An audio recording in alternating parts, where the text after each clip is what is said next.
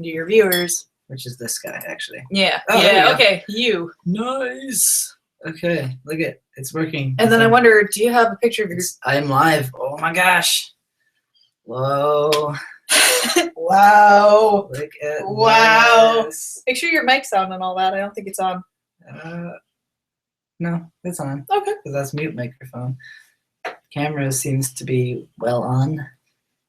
I can Even though. invite people if I have anyone to invite. No, click on Watch Me Work and just make sure it's running. That's a good idea. Where do I get? Okay, I minimized Watch Me Work. So can I hit play to see? Right. No, click on Watch Me Work and just make sure it's running. I'll turn this down so I don't. Well, no, you want your volume up, but you can turn down that volume. Oh, cool. Watch Me Work.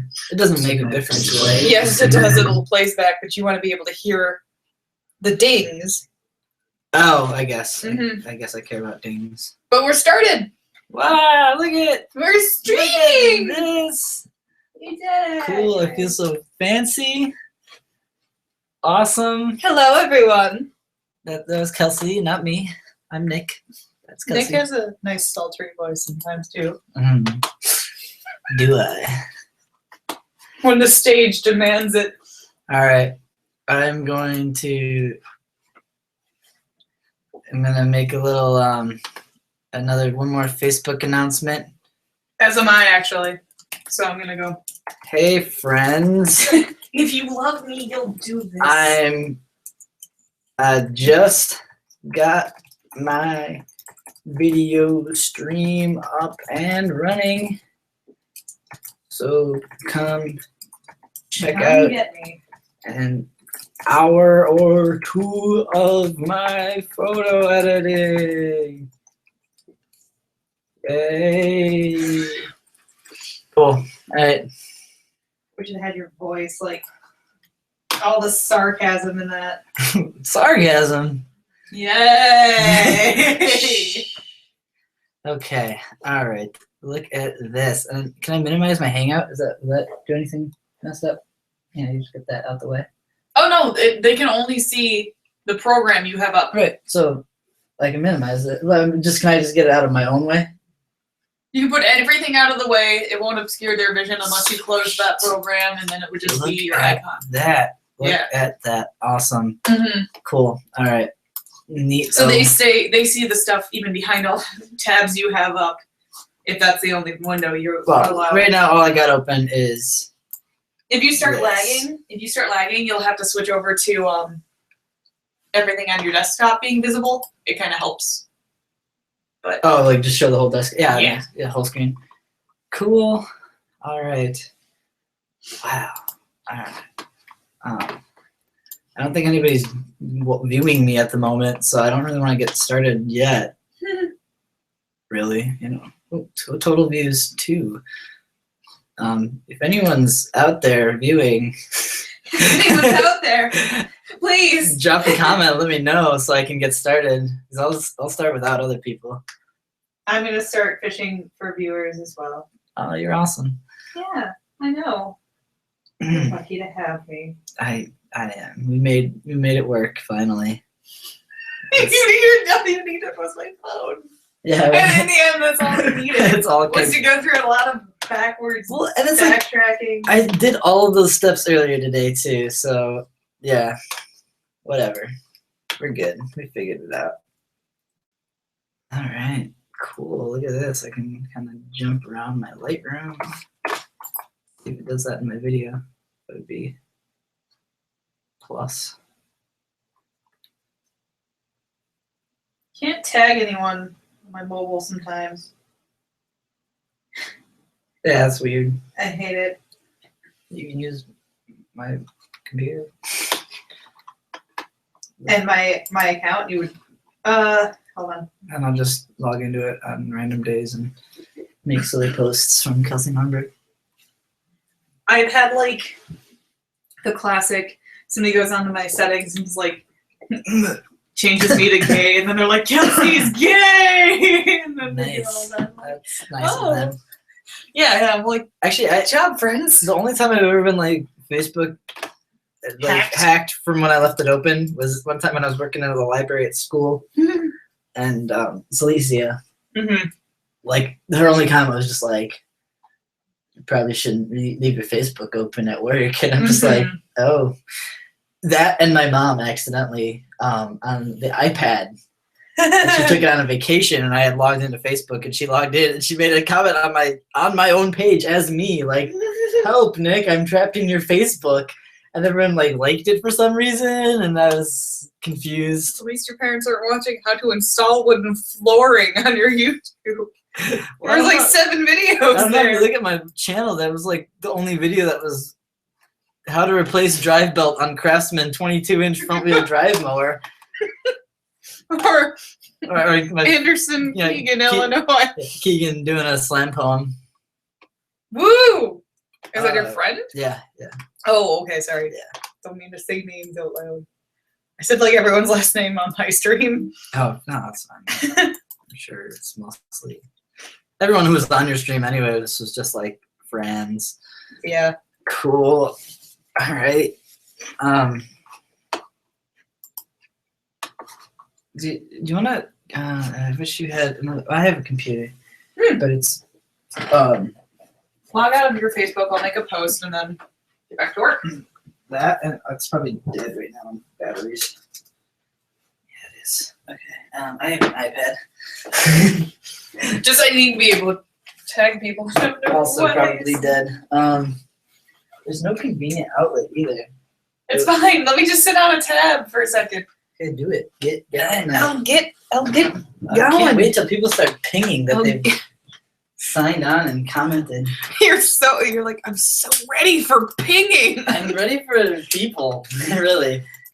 I I'm hope- super I hope they come jazzed watch. right now. Oh wait. Ooh, oh, okay, never mind. You just- I was gonna say something. You just take my name. Let's go. I did. Sorry. What were you gonna say?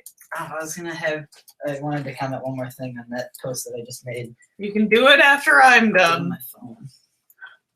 Because technology.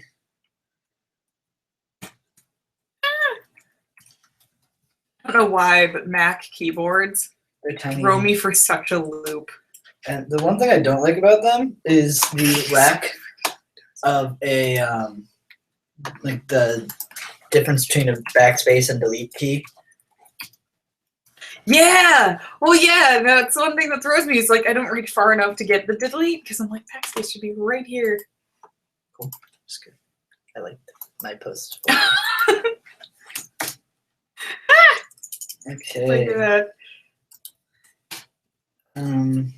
What? No, you're good. No. You're good. I thought you were Oh, like. look, Kelsey just liked my thing. Nice going. Thank you. That's really kind of you. Excuse you. What's that? You're just like, oh, someone liked my Facebook post.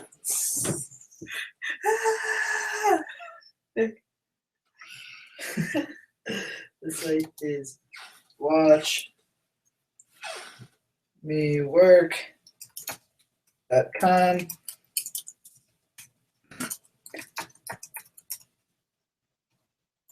I think I'm a featured stream at the moment. So give it a look-see.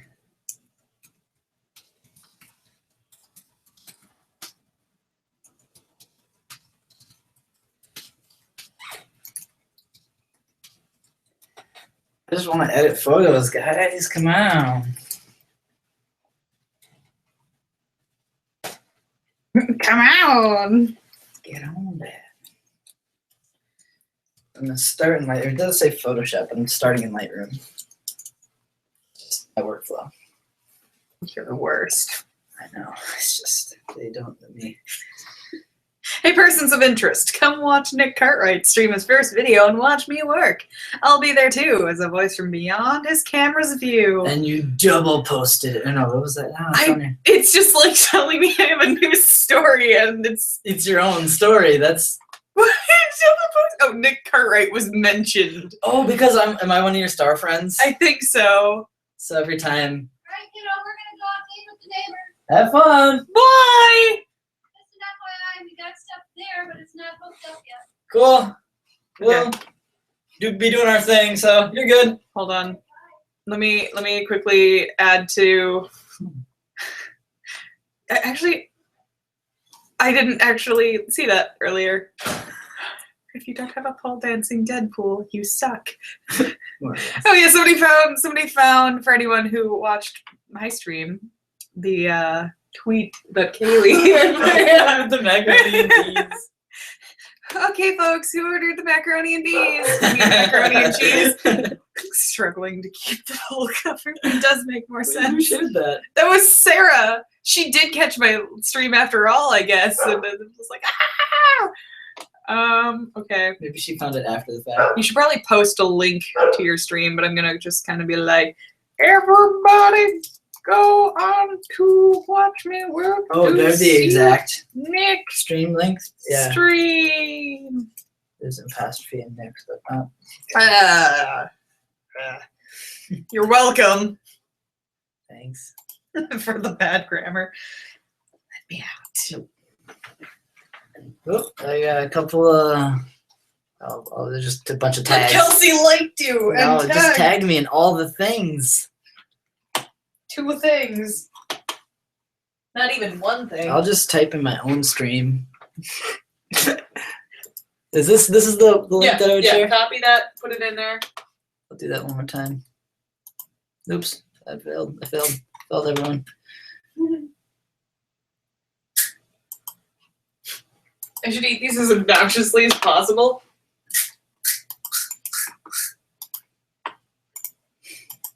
I hope everyone can hear me.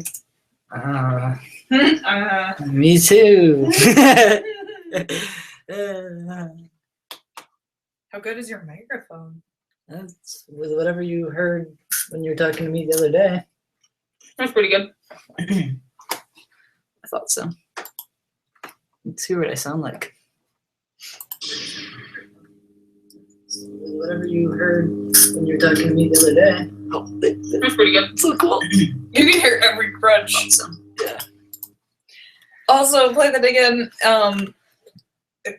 Do that. It's. I know, but it's pretty good. So cool. You can hear every crunch. Yeah, it's definitely looping back already. Oh shoot, that's just pausing it. Okay, pull your runner to the very I end. got you. Jogger, I mean. No, but I was enamored by your Star Wars thing. Star Wars. Yeah. Oh yeah, this thing, the volume. Mhm. Yeah, that happened. When the new one came out, you could like get like a bunch of my maps right now have I navigate by X-wing instead of a blue arrow. Yeah. That's so cool. Right? I don't know. It was like a weird thing, like a plugin you could download right around when the movie came out. But Also- I'm trying to figure out how to get rid of it, and I don't know. Don't get rid of it. Try one of these. Okay. And then try this one. Because they are different. No. And it. Nonsense. No, I'm not kidding. Whoa! It's like all cheese and no puff. It's a different corn. That's Puff. right, people. We're eating cheese puffs. We're comparing the difference in like density in cheese right now. We should probably stop eating while streaming because that's not fun here. I was eating less during your stream. It's gonna be like a. I don't think it was nearly as crunchy. I was being quiet except for when my plates clattered. Hey everyone. I'm gonna do what you do and talk out loud as I type. Send a message when you sign in.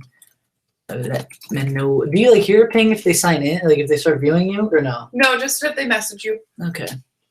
Send a message when you sign in and let me know you was watching.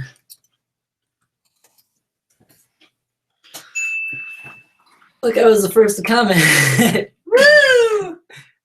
That's kind of sad. If I had my computer, I'd be chatting up a storm. You're doing that well enough right now, as is. Oh, Oh, get right. fine. I will. Drop cheese puffs. Oh, I got a message. Is that Nathan? No, who's yeah? Is that one Nathan? Yeah, that's his. Nathan! Hey! Hey, Nathan! What's up? Kelsey is in the room. Go. Yeah, and we're really happy to have her. Yeah, Kelsey came to help me set up how to stream. I tried to give your dog the cheese puffs I dropped and she ran away. Coco was not feeling cheese puffs today. No, All right. she's puffed out. Well, Nathan, you're the first person here, so congratulations, you win. Kelsey A is high in the five on a room. later date. Wait, Nathan, can you see? Do we have the camera on still? We got it on Lightroom right now. Yeah, but I was wondering if. Oh, okay. So Nathan's staring at a nice, pretty picture of a ring. I wonder who it's for. Maybe I'll give it to Nathan just for being the first person to chat. Isn't that the Oakses? Yeah, prizes. Yeah, it is from Kevin and Danielle's wedding. Yo. The newlyweds. What were the nuptials called again? Weren't they like happily ever Oaks? Yes, that was their hashtag. Happily ever Oaks. My brother's was Nordberg nuptials.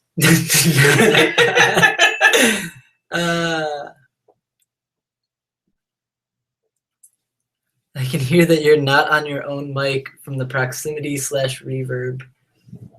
I'm on the computer mic. If that, that she's not. Yeah, she's not on her own mic. Yes, she's just. She's standing up and waltzing around my room while eating cheese puffs.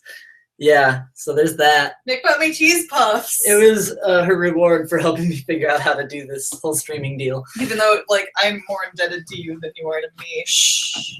I'll get you super drunk tonight. I'll pay for, Works for me. like, 2 drinks. All right. I saw like people liked my status that I was going to be streaming. That's a plus. They could be watching without logging in and not chatting. Ooh, that could be. That actually, there were a lot of people that did But that. right now I have total views too, so I'm guessing they're not. Is that or It'll grow. no? But is the Yeah, that's how many people. So it's even us if and- they're not logged in? even if they're not logged in. I Okay, so believe. it's just me. Because And, mine was 113. just me and Nathan. All right, Nathan, do you want like a one-on-one Photoshop tutorial? Well, I'll start in Lightroom. Yeah, you should probably get started and. Yeah, and that way people can just catch up if they need to, and I can always go back and just reiterate what I've gone over. But I'm just ready to go. Like I got all set up like for so long. all day, so I might as well just enjoy myself. Nathan, and- how is the sound quality? Yeah, how do I sound, Nathan? Good question, Nathan. What is light? That's good. That's fantastic. We're gonna skip that question though. I'm sorry. We're just gonna go into What is Lightroom? no, just what is light?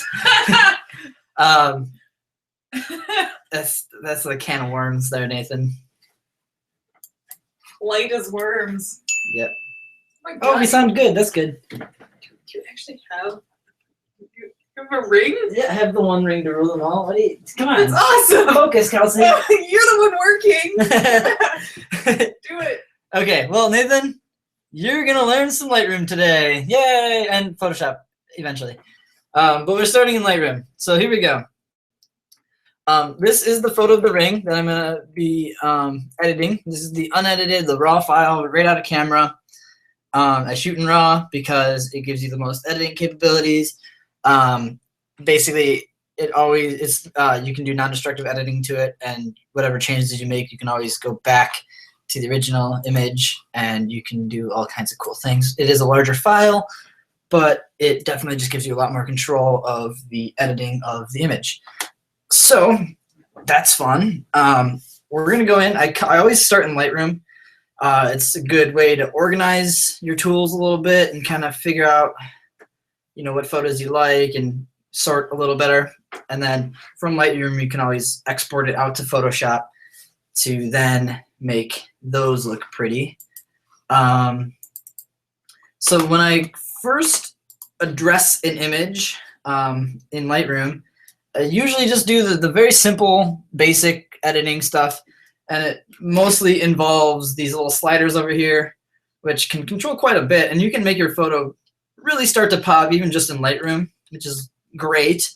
And so I usually start, first thing first is, like, even if you've never really done this, like I kind of have like a style that I usually go with and stuff, but if you've never done this, you can just kind of play around with these sliders just to see what they do and just move them to your liking.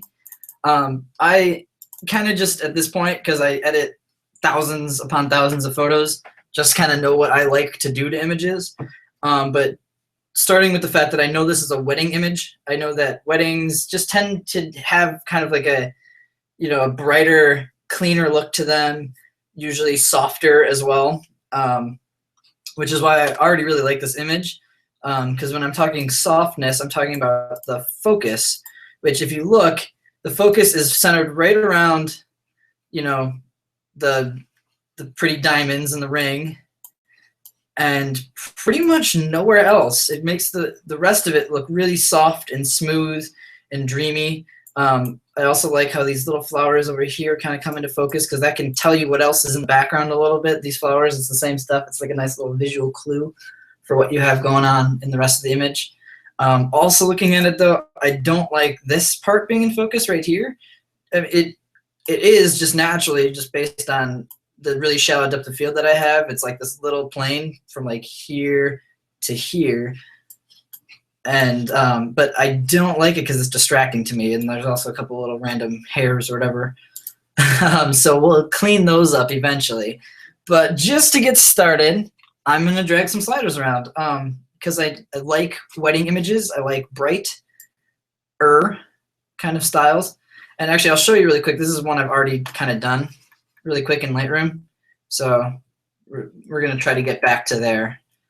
Where I could just copy all the things, but I'll go through it one at a time and just kind of do it my own way this time through. So starting with exposure. Exposure is just it's like a universal brightness, basically. It controls everything, your shadows, midtones, highlights, all at once, and makes them brighter. So I'll make it a little bit brighter. It already looks a little bit more, I don't know, pleasant, wedding-y, welcoming and stuff. I usually don't like to get too carried away with contrast in Lightroom, and you'll understand a little bit later once I get into Photoshop, because a lot of the editing that I do involves contrast as well. So I don't like to overdo it, because then it doesn't give me as much control once I get into Photoshop. The highlights are usually like your lighter lights. So that's like the really brightness in here, and like along we shot this on top of their blinds in their window, their drapes in the window. But so the brightness in these drapes here. And again, I'm gonna go not too high with the highlights right now, because again, I'll be doing a lot more with overall contrast. In fact, I'm actually gonna bring them down a little bit, because I like how it brings in some more color in this piece of wood here. But again, not a whole lot. Shadows are also your lightest darks. Sorry, that light is out. Damn. Your lightest darks. So that's like the darkness in here on this piece of wood and things like that. Yeah, I've got a lot of lights burned out, Kelsey. I apologize. Kelsey's wandering around my room trying to find one light that will turn on to no avail. So yeah, I'm gonna darken this wood a little bit. So, because I just like kind of how that, I don't know, brings the focus less from here, more into the ring. Then your whites are gonna be your darkest light colors, and this is kind of where it gets a little confusing. Can you not? I should use your closet lights. So these are your darker lights, but again, it does affect quite a bit. And so I don't really want to mess with it too much, especially because I'm going to have a lot more like specific control later once I get into Photoshop. So I'll just kind of play with that. And then your blacks are your darkest darks. So that's like the dark shadows in the ring and in between the cracks in the wood and stuff like that. And I like it a little bit darker because it makes the lights pop a little bit more. Clarity, I don't know exactly how it works. It does affect the midtones. I don't know if anyone here knows how to read a histogram, but that's this guy up here. And your histogram basically shows you how bright your image is. If the blacks are over here on the left and the whites are over on the right, the middle is your midtones, and it kind of shows you there's a lot of midtones in this one, and the whites are not pure white and the blacks are not pure black. Or I mean, they're a little bit. That's why there's a little bit of area down here and not so much in the whites though. But clarity affects the midtones. It's kind of like a cheap version of sharpening. And if you look, like when I increase clarity, that looks super sharp. Oop. Oh, you don't see the histogram. Okay. Sometimes separate windows will not pop up in their view. Okay. I noticed that whenever I would go into like at just changing the layers in Illustrator. Oh, so you're not seeing any of my. Interesting. How do I? I don't know. Anyway, I think you'd have to go to full desktop. Yeah, I'll just do full desktop. That's easier. Sorry, I should have explained that It's earlier. not like I have weird things showing up or anything. Oh, there's my face. Go on to a bunch of shoe sites. Oh, hey! All right, let's do the entire screen. That might be beneficial. Oh God! Oh God! That was what was happening last Oh time. no! What You did just what made did I it do? worse. Hold on. Let's try it one more Screen. time. Okay. Hi.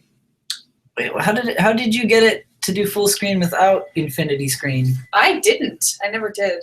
I was always on Illustrator. Is it just because? Oh, Nathan's figuring this out. Perfectly behind my hat. Yeah.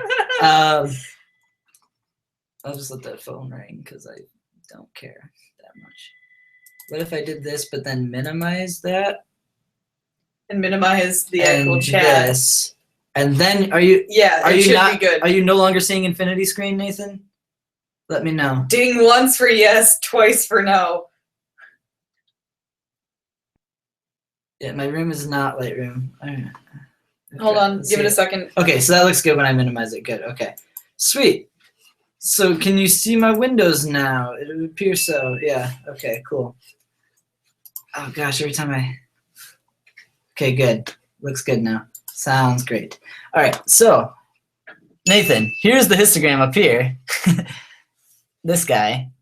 And over here to the left, it shows where my darks are in the image. Here, I'll undo my crazy clarity. Over here, this is where all the darks are, and you see if you look closely, there's a little peak at the very darks right at the end here, but then there's a little bit of information with pure black, and then if you go over here, this is pure whites on the far right, and then the middle is your midtones.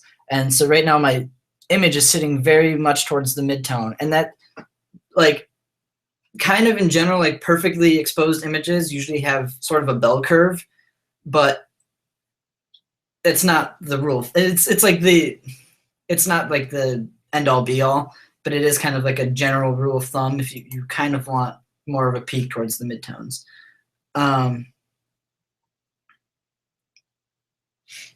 Yeah, it's about a minute delay. It happens. Kelsey claimed that it gets a little bit more accurate once you're in full screen grab anyways. Or at least so- your programs will work a little smoother too. So hopefully it doesn't lag too much, but let me know if it gets obnoxious. Anyways, so as I was saying earlier, I did the exposure here, and these are just little sliders. You can move them back and forth. But I'm just gonna keep it where it was. But I'll do a little bit of clarity. Never too much, because it does start looking really just weird and like artificial. And I don't like it. And a lot of like photographers will use it as a quick cheap fix and stuff like that, and I think it does cheapen the image a little bit, especially when there's much cleaner ways of sharpening that do a lot less damage to the rest of the image with all these out of focus areas. But yeah, I usually do like a little bit of sharp or clarity. Sometimes, even especially for wedding photos, I might go a little softer, like less clarity, because it makes this background and stuff look quite dreamy. But with the photo like this, because I had such a shallow depth of field, it's really easy to get this to go out of focus too. and this is what I really care about in the image is the diamonds. And like, so we'll just leave that a little sharpened at like +8. That's good. Okay. Vibrance and saturation. Again, a lot of what I do with color is also in Photoshop too, but vibrance does only your bright colors, like your already kind of more saturated colors, whereas saturation does everything. So you see in this wood here, it gets super orange and like ridiculous. Let's check. Ah, yes. We constantly find nice draws between audio and photography. It's really interesting to me. I guess light and sound do behave quite similarly. Waves and frequency. Exactly. But I usually try to avoid these sliders in Lightroom. I might go a little, yeah, I like a little bit of saturation because I don't mind a little bit of this orangey color. It kind of brings the wood to life a little bit. And vibrance, I don't like it right now because it's making this background way too blue. So we're just gonna move on. Your tone curve, actually, if you look closely, it has a histogram in the background, and you can do basically the exact same edits that I was doing earlier.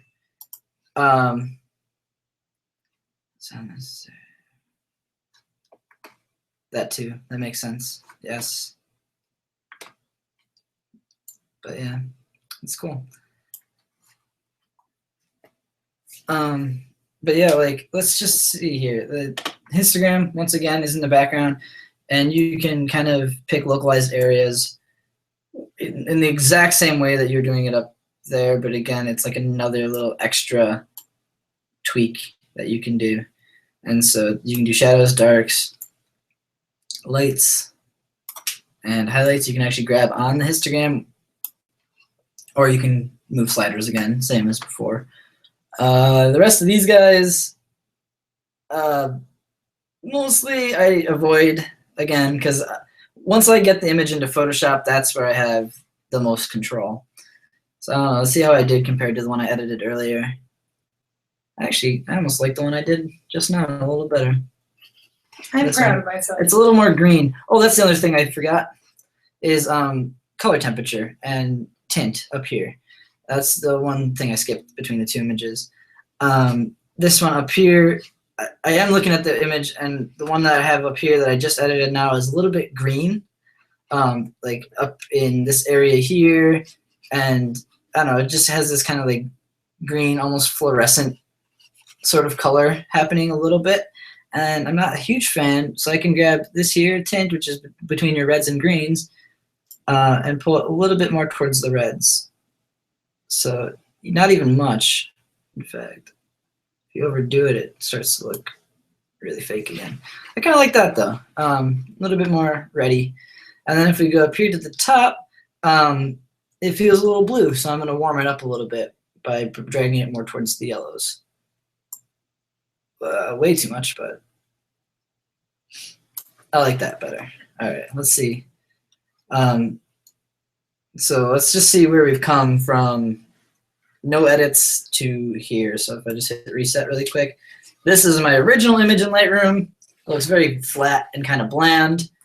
And if we bring it to here, quite the change. Oops.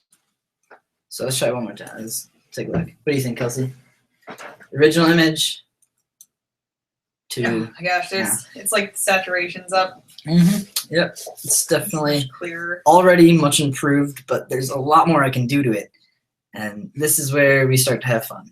All right, so I'm going to What bring was it the name of that thing? Sorry to into interrupt. Photoshop. Yeah, what thing? What was the name of that thing when it's like blurry and it does that those dots thing? Like the crowd did in that one picture you showed me, where if it's out of focus, it just becomes a shape. There's a funny name for it. Oh, bokeh. Yes, thank you.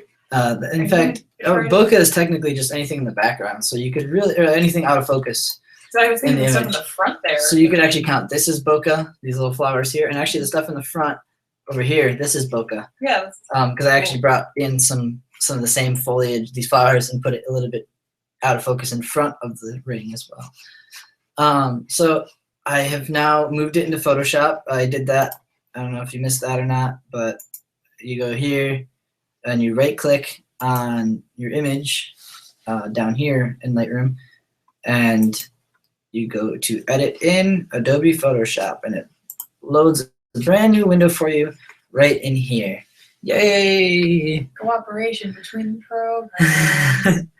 So next up we have so I'm looking at this image, and there's a few things I want to do for it.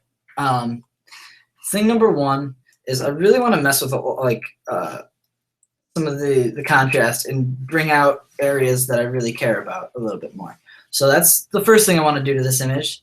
Second thing is I want to make, actually I could probably do this part first. I can make this guy blurry and just kind of get that from pulling my focus. Third thing, I want to change color a little bit. One thing I like to do is just like casual color grading. It's a term from film and like cinema stuff that just refers to like color tone edits that invoke feeling and emotion and stuff like that. Like when you watch a movie and like half the movie is The Matrix is a perfect example of how like 90% of that movie is like green or blue, and it just every scene just has this like green color wash to it, yet the skin tones look still natural and things like that. Obviously I'm not working with skin tones, but like the wood here and stuff like that, I want like they'll look natural, but I'm adding color to the image to kind of create more of a mood and to complement the image a little bit better. So I'll do a little color grading.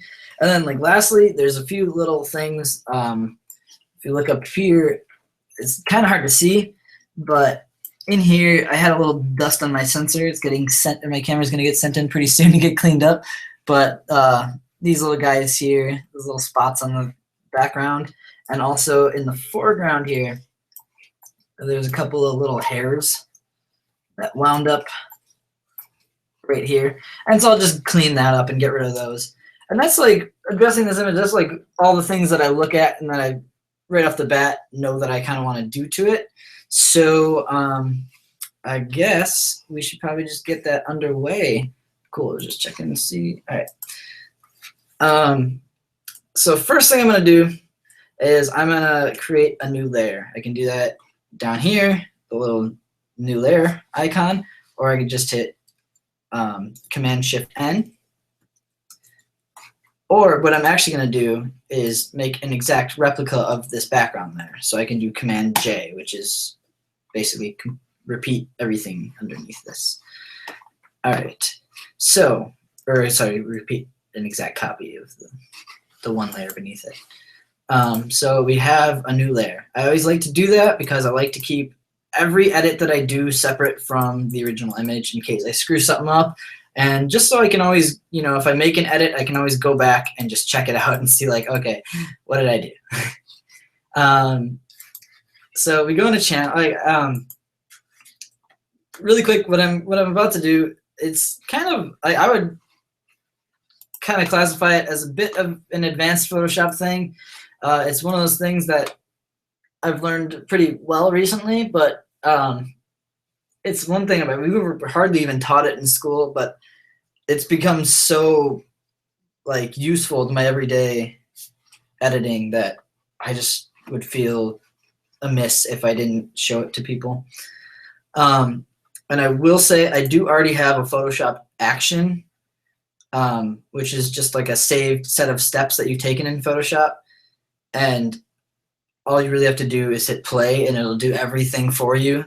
But today I figured why not, I'll show it to people even though I could just fast forward past it. And so what I'm going to do is essentially Photoshop's all about making selections. It's all about picking areas of the image that you want to edit.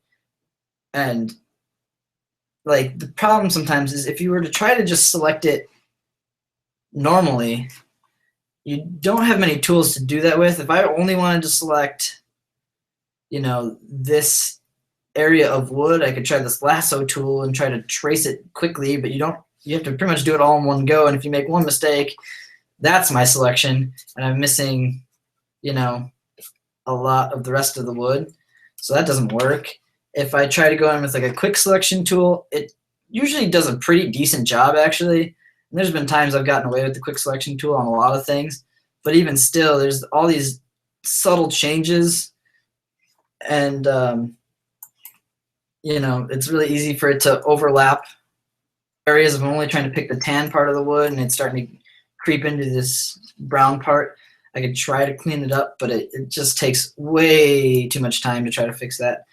And so what I'm going to end up doing is I'm going to try to make selections based on brightness, so I can like independently edit different areas of brightness within the image. So I can independently edit like all of this bright area here separately from all of this dark area here and things like that, without having to make a selection or do a layer mask and paint it out.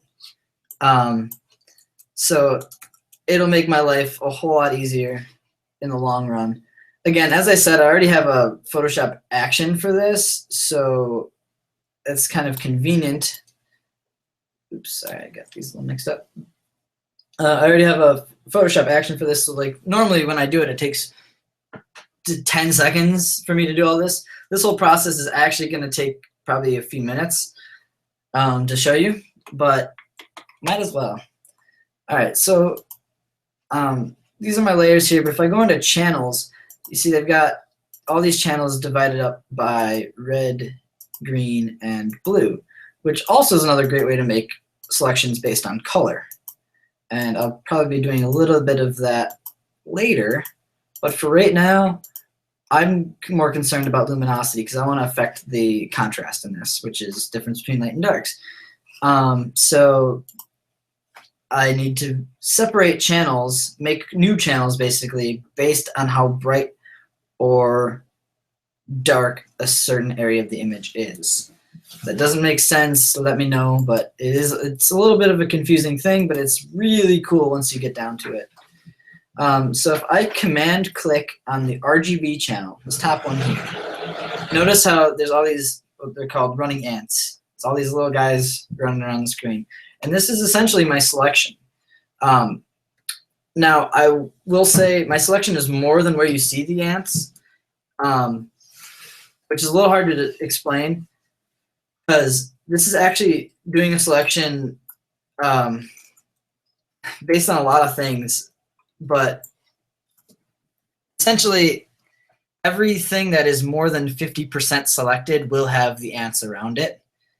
But there are things that are less than 50% selected. It's gets a little weird here, but there are things that are less than 50% selected that are still selected. They're just not going to show up with ants around it. And you'll see once I make a layer or a new like channel based on this selection. So that's exactly what I'm going to do. So I'll just go over it one more time. I command click this RGB, and I go down and I click this guy here, I believe, save selection as channel.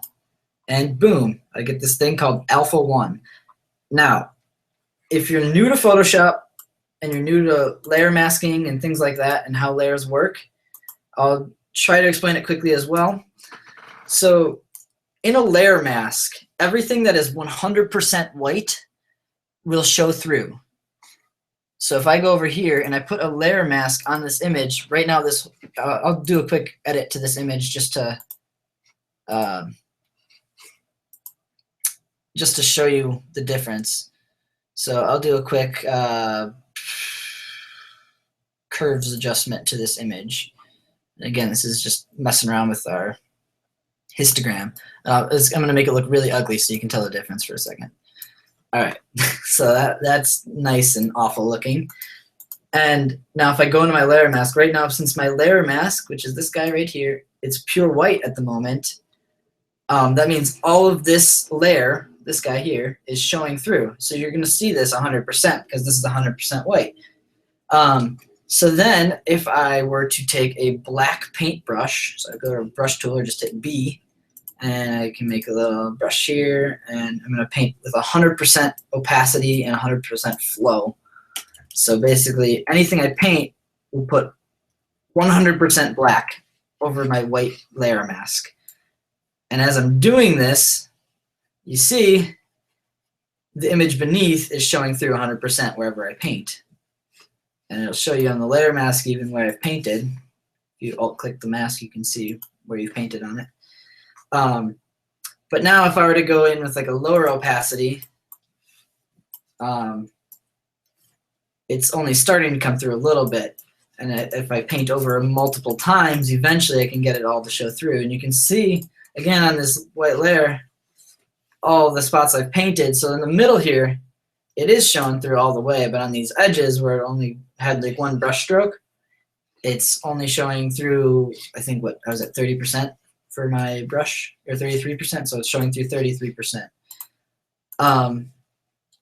Then if we go back, I'm going to delete this layer mask actually. In fact, I'm just going to undo a bunch of stuff just to get back to where we were. Disregard that. Okay, cool. So similarly, imagine if this were on my layer mask. If I painted this exact black and white image over the layer mask, anything that is pure white in this image, which is looks like pretty much nothing except for like this little area in the ring here, this little specular highlight in the ring, maybe a couple of spots in the diamond. Those look like my pure whites. Those will show through 100%. Any changes I make to the layer that has this as the layer mask, those changes in those spots will show through 100%. Now, any spots in this wood here, this dark area, will show through 0%. And depending on how white it is, it'll show through more. So I've made one channel, and this is the first of my bright channels. Now, basically, I need to make a few more of these channels, and each one I'm going to single in further on bright areas. And to do that, I go over to my Alpha 1 channel right here. I click Command, Alt, and Shift, and then I click on it. And notice how it has another selection here. More running ants, but it's slightly different from the one we had before. Now, if I go back down and I create another channel, and you look at the different, maybe I screwed up one. Yeah, all right, Command, Alt, Shift, let's try that again. Yeah, that looks better. This is different from before. There we go. And I go down and I create a new channel. And we look at the difference between this channel and the next. Notice how there's a lot more black, like a ton more. And that means I've singled out my highlights further. So when I put this down onto a layer as a layer mask, essentially it's going to make less of the midtones and shadows show up, and again single out the changes I make just on the highlights. Now I'll do the exact same step, so Command Alt Shift about 3 more times until I've got, I'll do it like 3 more times so I've got a few more layer masks. Let's just go to 5. Yeah, cool. And now each one gets increasingly darker, which means if you paste it as a layer mask, there's going to be less showing through the image. So I will consider 1 through 5 to be my brights. You could go through and rename them all if it's going to be confusing to you. I'm not, though. I'll just show you that you can. So then so we have our bright channels, right? So now if I wanted to make an edit on just these little speckles of the ring and a couple of these spots in the flower, I can do that. If I want to do an edit that encompasses maybe a little bit more, like these bright highlights in the wood and things like that, I can edit that. In fact, I really like this layer in general. So now to do the darks, you kind of start the exact same way. You command click on your RGB channel, except this time we're just going to inverse it. We're going to do the exact opposite, right? So you can go up to your selection and click inverse. And voila, looks like the marching ants didn't move, but that's just because they have exactly inversed, and you'll notice that there is now an edge with marching ants to show you that the edge is selected, so everything opposite of the highlights has been selected. So we can go down and we make a brand new channel, and once again, if we look at it, now anywhere where we had super bright highlights has been grayed out or blacked out, and the rest of the image, you know, where all the darkest areas are, so these grains of the wood and things like that, are now white, which is pretty cool, which means that those areas will be edited and show through on a layer mask. And exact same thing, we Control-Alt-Shift this layer, and we make a whole bunch more. Oops, I don't think. You gotta make sure the X shows up on right underneath your hand here, this little mouse.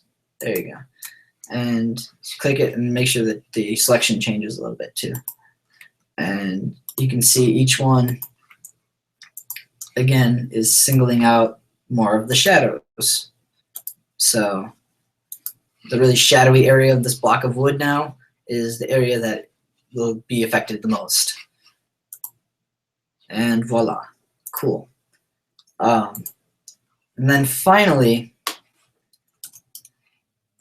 I just got rid of my selection there with Command D for Mac users, Control D, I think, for PC. Finally, we want to get some channels for our midtones. So you can do that with Command A, and you can, Command A selects the entire image, so everything. And you can then click on Command and Alt. And sorry if all these hotkeys get confusing, but this is the only way I know how to do this. And if you want, I do have saved actions that can be sent via email and things like that. I could send anybody who's listening, I can send you actions that will basically, you click a play button and hold down enter or return, and it'll do all of this for you. So that's for the future if you don't want to have to figure this out again for yourself. But you know, it's an interesting thing to know. But so we've got the whole image selected right now, and now we want to single out our midtones. And by doing that, we essentially have to subtract out our highlights and our shadows. So to do that, if you hold Command and Alt, you notice how a little minus sign shows up underneath my hand here. You click on Brights 1, or your layer 1, and your first layer of shadows, which is 6 for me. That's just saying nothing is more than 50% selected, but there still are areas that are selected, so you can just hit OK for that and go ahead and make a new one. And kind of funky, but this is going to affect all of your midtones, which is why it's so gray at the moment, because it is neither super bright nor super dark. So then we can go back, Command A again, and minus out your highlights number 2 and your shadows number 2. And you can do that all the way down the line. So,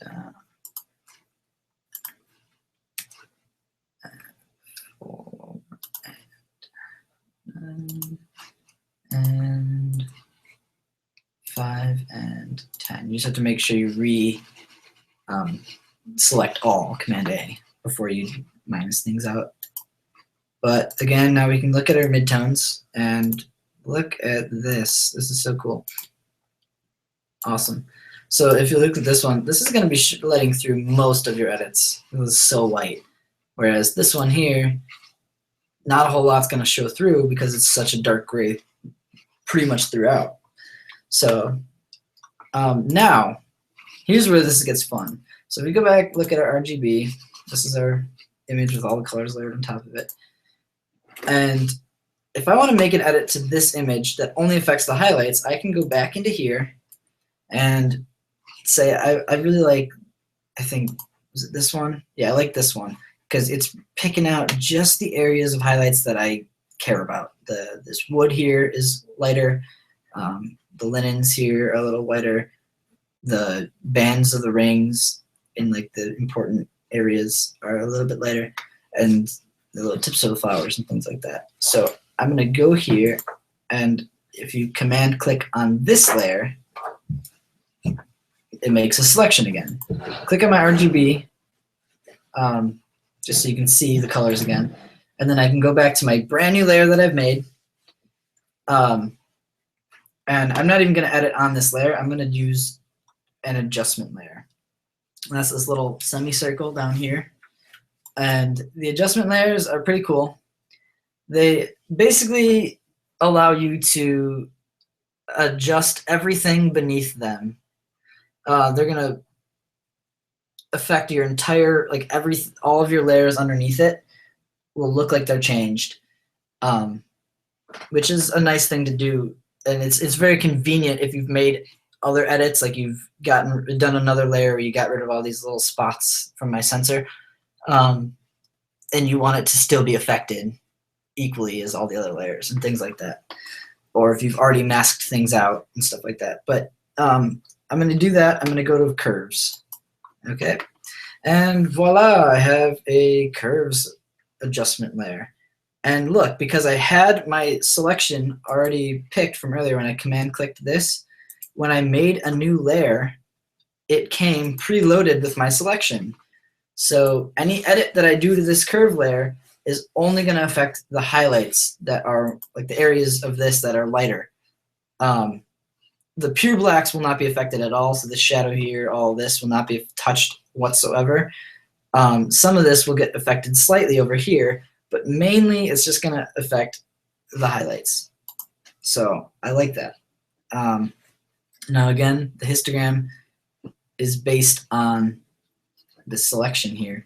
So it's got all of my highlights up here. And I'm actually going to try to bring out a little bit more, I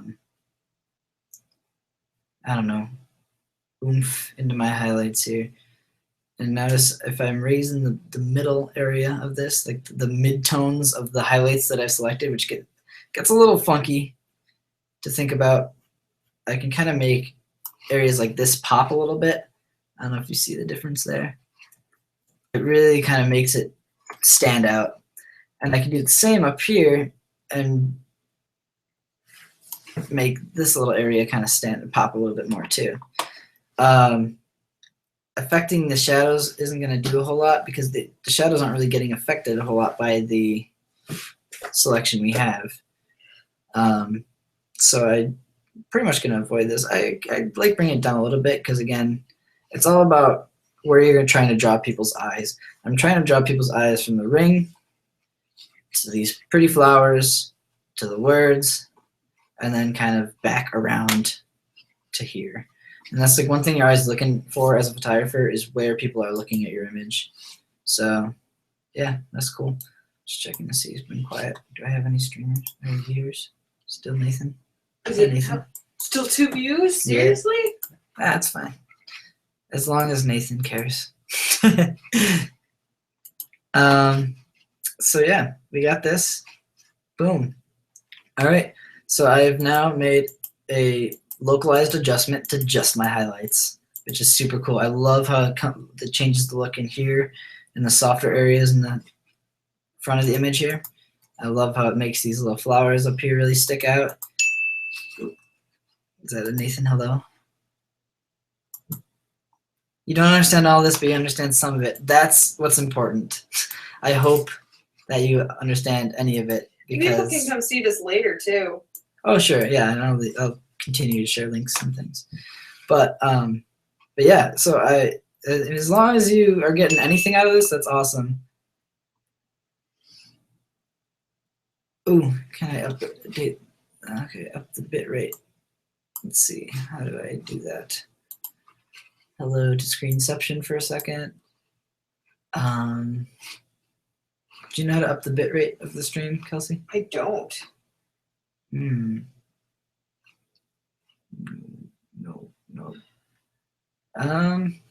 Well, Nathan, I'll get back to you on that one.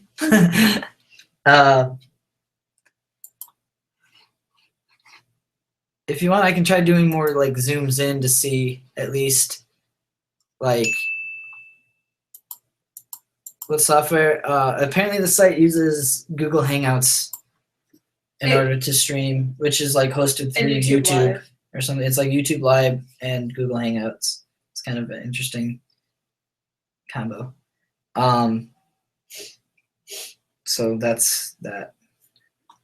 Otherwise, I'm using Photoshop and Lightroom if you're asking about those softwares. Oops. Oh, that's weird. Well, I don't know. What's weird? I don't know.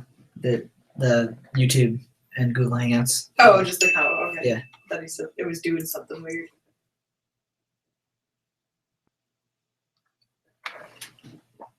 The stream window is very blurry. Is it? Oh my god, it is. Why is it so blurry? I don't know. That's funky.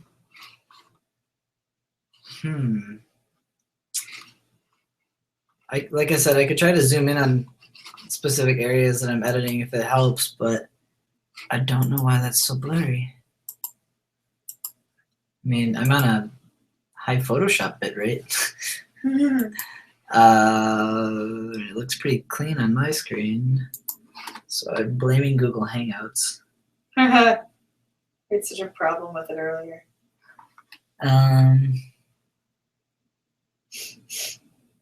Just bandwidth usage. Oh, here we go. Maybe this. Limit bandwidth. No, I don't want to limit. It's already at full bandwidth.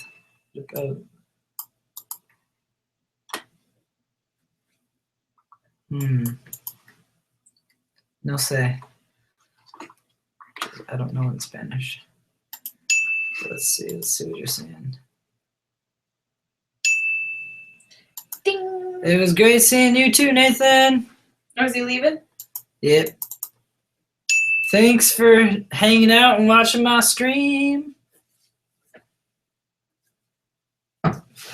Enjoy your din din. Our din din was cheese puffs. It really was. All right. Cool. Well, that's been fun. Do you want to keep streaming? I'm gonna kind of leave the stream open and continue to edit. Okay. I just won't be talking as much, I suppose. We can just chat, I guess. Yeah, we can chat. Whatchamacallit? Do you want to give shout outs to more people? Yeah, if I can get. Well, I mean, I've been kind of going on Facebook on here. It's just I can't tag anyone through here, but like, no one's on. Right. But a bunch of people like it, but Damn bitches. how dare you not drop everything to give us your attention? Right? Nick and I are very selfish friends with your love. You're not allowed to love anyone more than us. That's not true. Please don't. Yo, Pockets. Pockets! You want to watch me edit some Photoshop? Tell him you're desperate. No. Oh. I don't want him to know I'm desperate. Well, if he watches the stream and goes back far enough, He'll understand. he will know. Oh, well. I don't understand. Oh, I spelled that wrong. Doing a live stream over here. Oh, God, you sound like you're trying to sell him drugs. Hey, Pockets, you want to see what I got in my van? Pockets just sounds like a name that you'd be selling drugs to anyways. Or buying them from? Oh, yeah. Yeah, maybe. Hey, Pockets. You want to see what I got in my pockets? Hey, Pockets, what you got in your pockets, huh? His name is Pockets because he Do you always want says some something drugs in your bizarre. pockets? Is that what it is? No, I have no idea, Because actually. his last name isn't actually Pockets. I know what it is in real life, but I forget it all the time. I'm just so content with it being Pockets. that's what I called him to his face. Oh, like- it was something about cargo pants. This is fun. You can see me going on Facebook on my stream. Maybe I should. Yeah, change be that. careful. Oh. It's not like you have your personal info though. Yeah. Block people's names or whatever. Scruncher. Look, it's me. Hi guys. Hi folks. Oh, my screen's so bright. It's lighting my face up way too much. Yeah, you've been blown out for like a while now. Got blown out. Got blown all the way out. Hey, there's my Dr. Pepper sitting up there. Nice. All right, we're gonna go back to just Lightroom. No, Photoshop. That's what I'm working on. Yeah, we'll do that. So just Photoshop's what y'all watching. In the meantime, come on, Tom. Why you gotta You don't be think so people mean? want to see our lovely, lovely faces? Probably not that much. Yay, pockets! Yay! You're the best. Pockets! Who else can I just send that exact message to? Well, what was the exact message? Yo, pockets! Change the name. Anyone. DKO. Dude, you wanna watch a live stream? Some Photoshop editing. Fun shit. 10 out of 10. Do recommend. Oh shit, what did I paste? No. Ugh.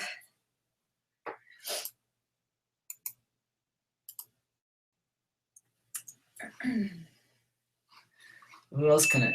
Oh, I got a message. Is this for a project or job? It was for a job. Why am I typing that? It's for a job. I was I shot a wedding about a week ago. Actually, just one day less than a week. It was a wedding. I photographed these rings for the bride and groom because that's just kind of a standard shot that a lot of people like to get, and it's like usually the bride and the ring on top of the grooms and such and such. Who's the one asking? Yeah, who is this? If you don't mind me asking. Because that would be really quick if Pockets just made an account like. I hope so. But yeah. What's the name of the account?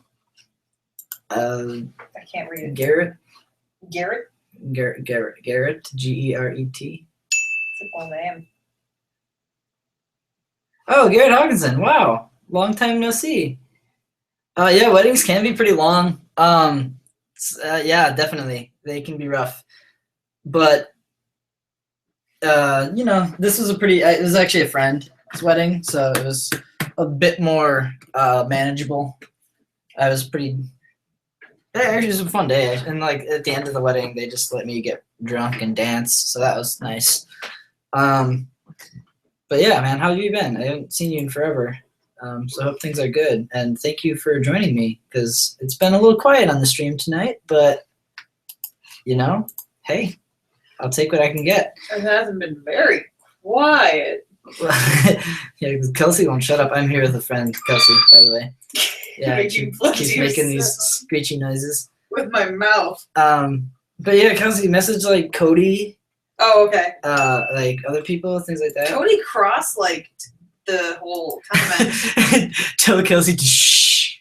Cody literally just texted me, shh. Is that? Yeah. Is Cody Kelsey? Is Cody Kelsey stupid? Yeah, probably. Thanks, bro. Cody, you're awesome. Very nice. Okay. You're the worst. Cool, man. All right. Well, now that I've got people showing up again. Oh yeah, good. Nice, good. Congrats, getting done with undergrad. That's awesome. Field is going really well.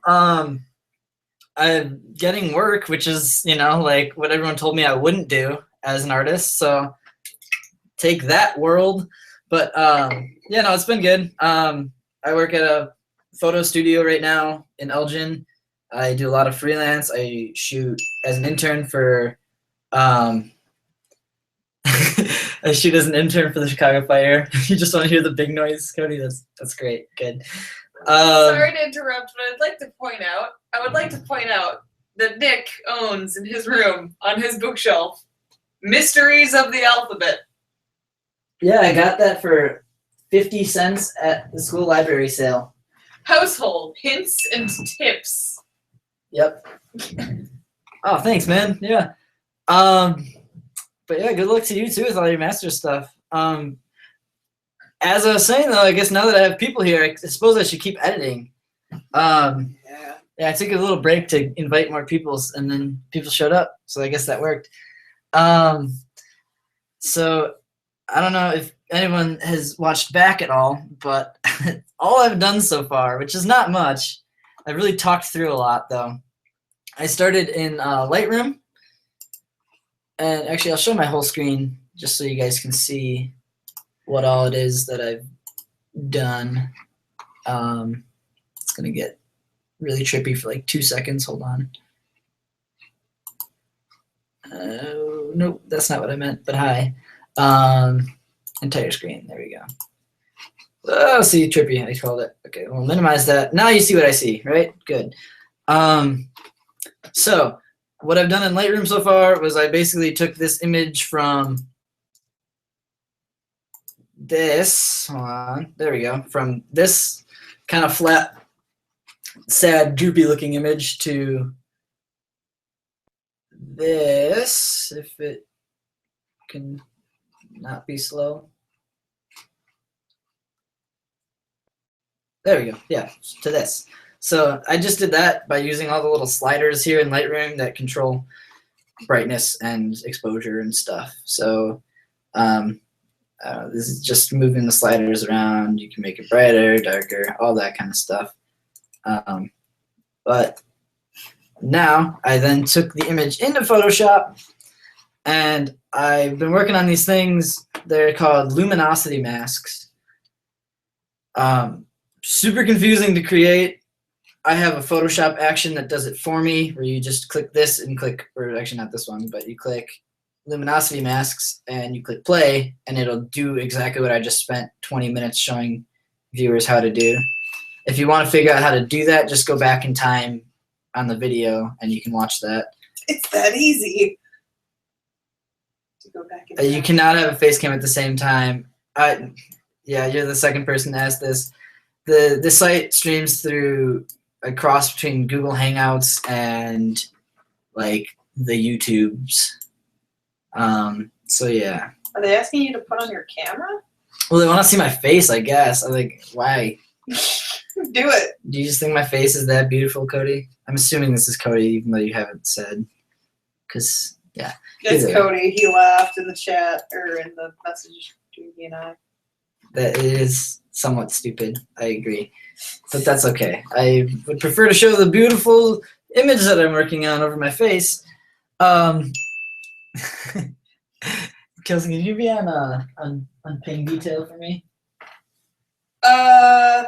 Actually, I can. I'll minimize. think I can. I'll scrunch this down. I'd have to use your other computer, but yeah. It would be nice if I could. I don't have a computer. That otherwise I would be on chat in other streams as well, saying hi to people today. Who is Cody? I'm Peter. Oh my God! Is it Peter L? Or is it just Cody trying to pass himself off as Peter so I can get mad at Peter the next time I see him? I don't know. I believe either option. Sorry, Garrett, if you don't know these people, but they're friends from our school that are trolling at the moment. Let's go like this, and I'll just have this little tiny chat window over here. Oh yeah, nailed it. Okay, until I made my. Okay, that works. I can deal with this. Cool. All right, so I'm like screaming at them in all caps. cool. All right.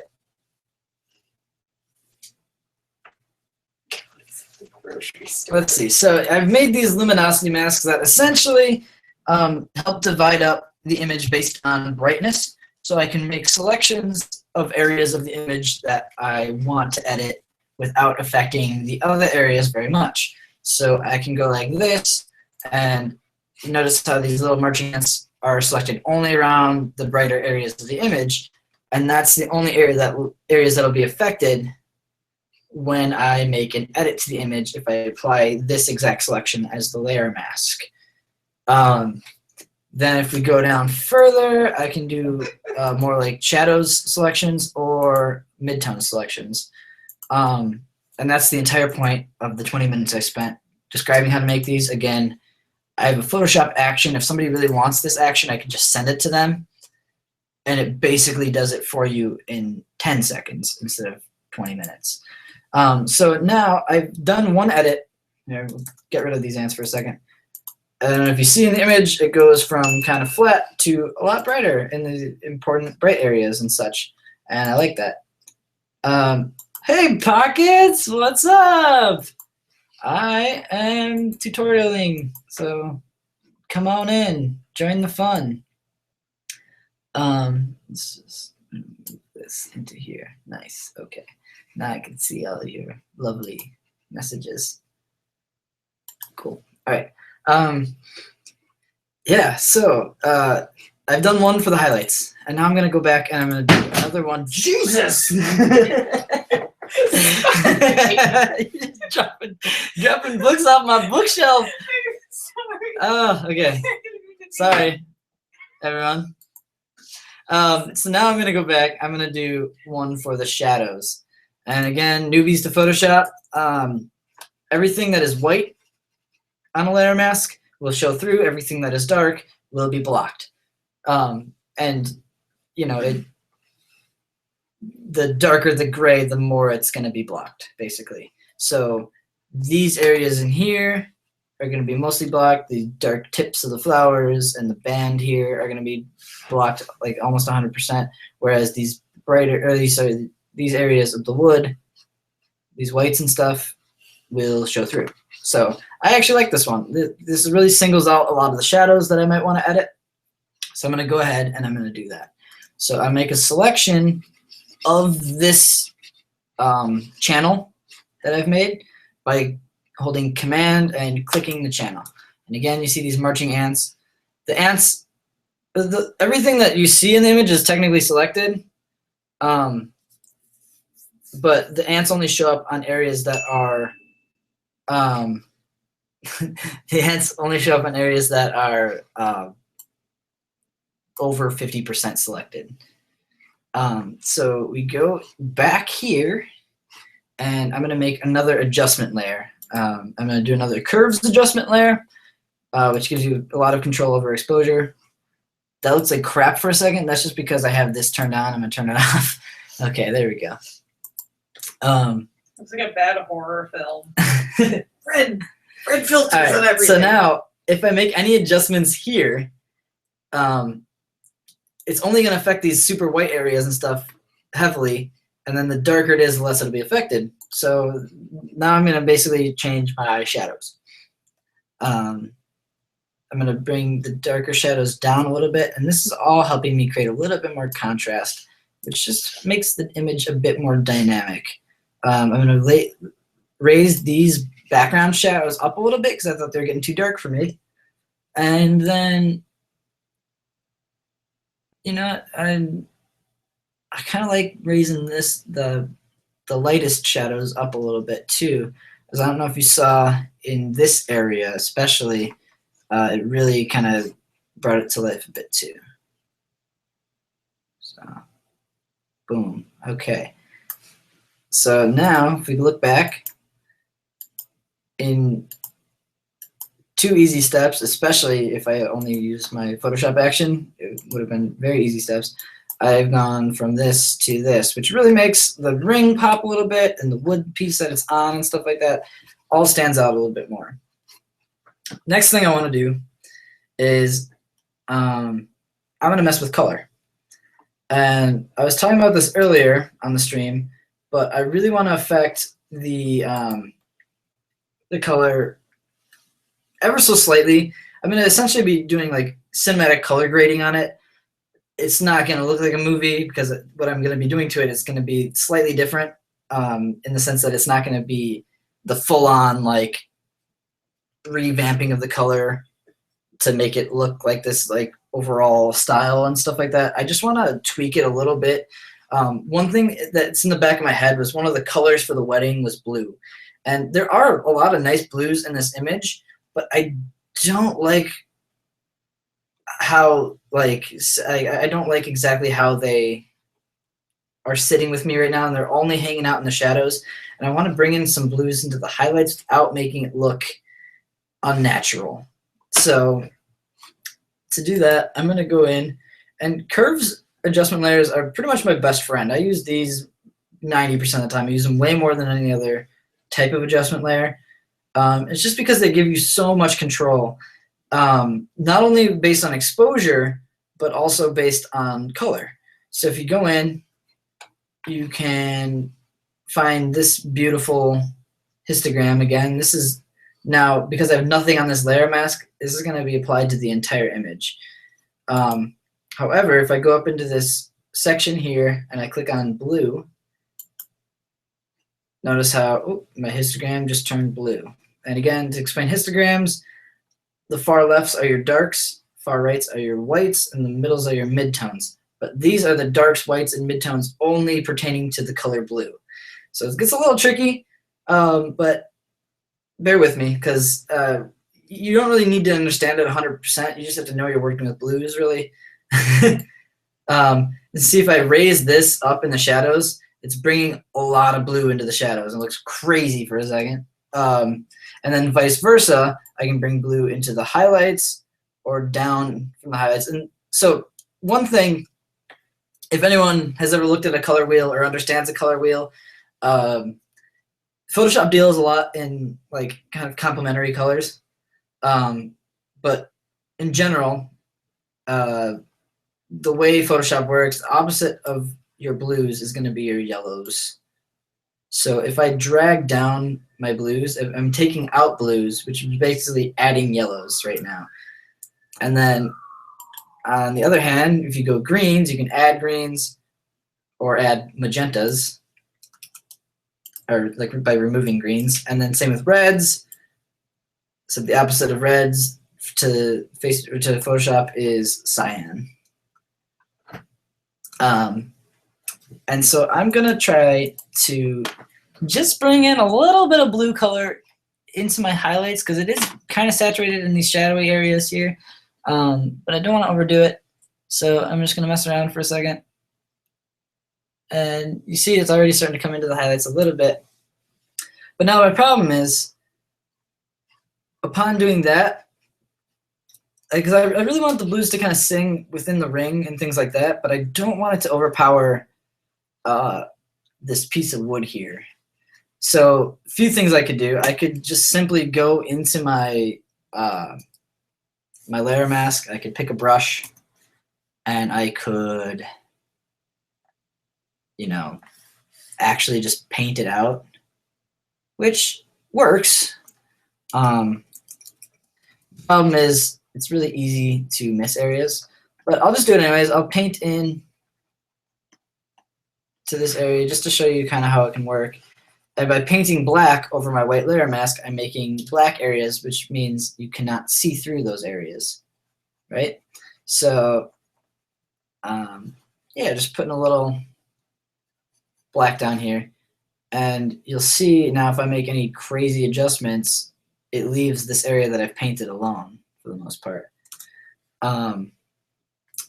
That's one way you can do it, but I like to try to be a little bit more precise. And this is where you get into some fun little things that I like to call, well, it's the blend if option. And blend if essentially says you can blend this layer into the next layer if, and you get to it by going up to this guy, and it's your layer style. So you double click on the layer and this pops up. And so notice how, okay, so once again, I've got, before I get all the way into that, I've got this adjustment layer on my blues. I've raised it up. I'll actually do this first. I'm gonna bring in these, and so I really kind of want some of these midtones and stuff to be a little bit more blue without getting these highlights completely blue as well. You can also do the same.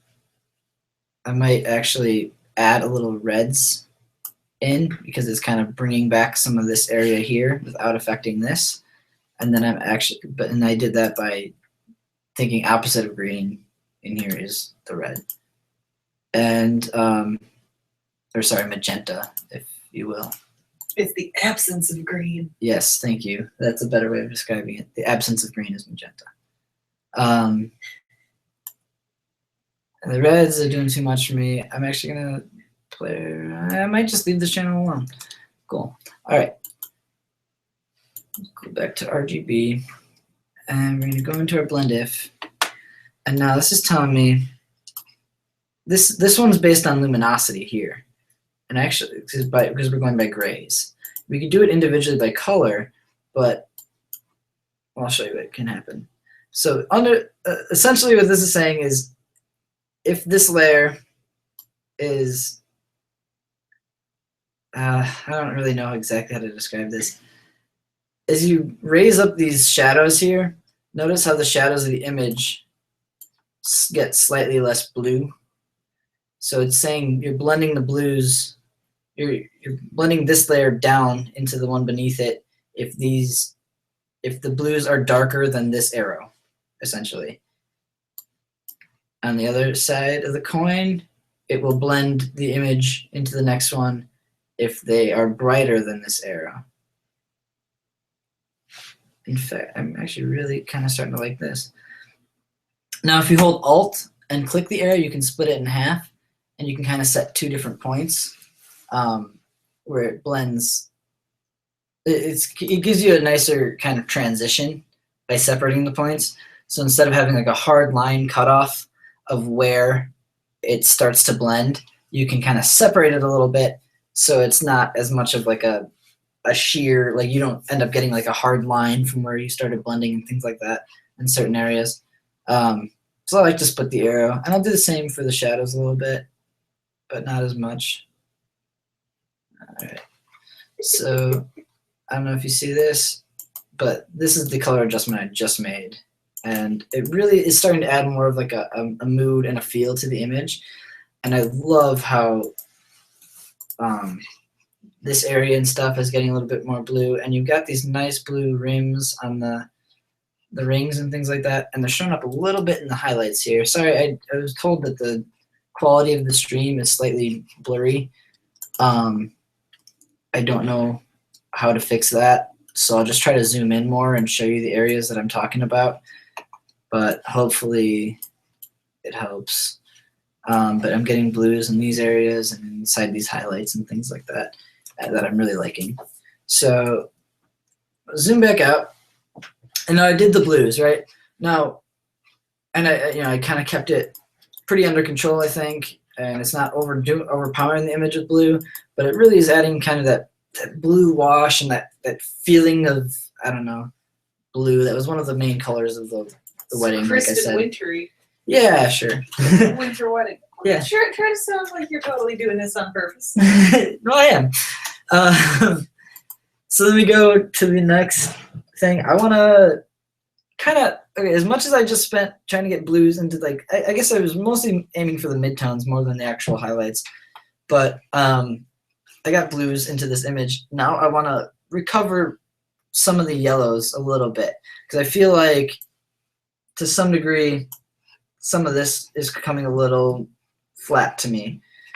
And so I want to basically do the exact opposite. You know, like I was saying, absence of blue is going to bring in your yellows.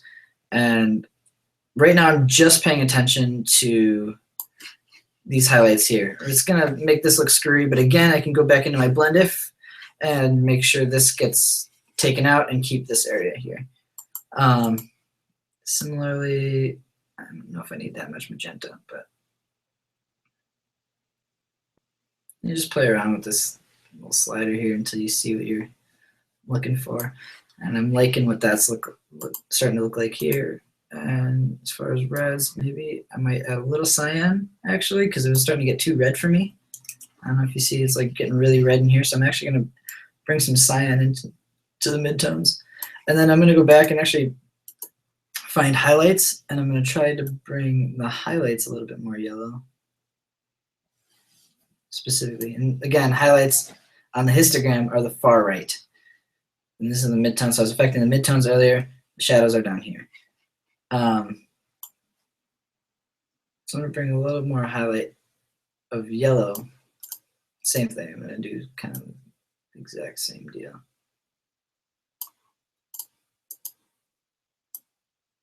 And then I'm going to counteract with a little cyan too.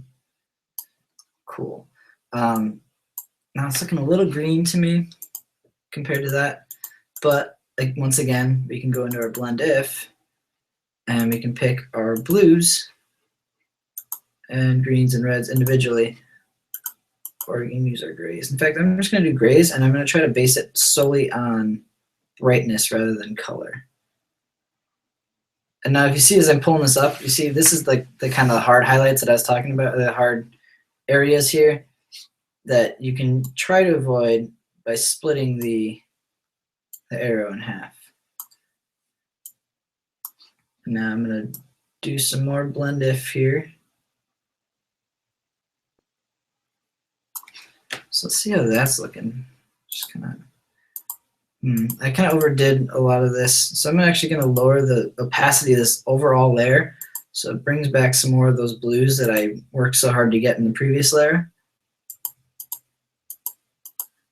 And now if we look at this compared to the original image, this original image had a lot of like reddish color, but I really wanted to bring in some blue. Or I had these nice highlights and stuff. I wanted to bring in a little bit blue, but then I kind of brought it back a little bit by, there we go. So I'm kind of liking where this is going. And so now I've done basically edits to brightness and contrast with these first couple layers. And then these next couple layers, I did some serious color edits. And I'm really getting pretty far along with this image. There's probably like 3 other things I want to do.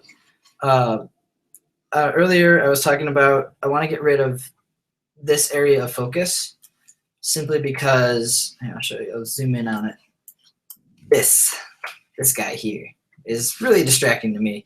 You're looking at the rings, and then your eye just keeps getting dragged down to this area. So I'm going to make it, try to hopefully get it as soft as the rest of the area in front of it. And that's just because I had such a shallow depth of field with my camera.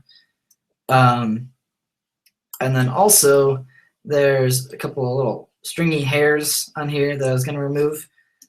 And I also have a couple spots on my sensor that I wanted to get rid of. And then after I do that, I'm going to do an overall sharpening to the image.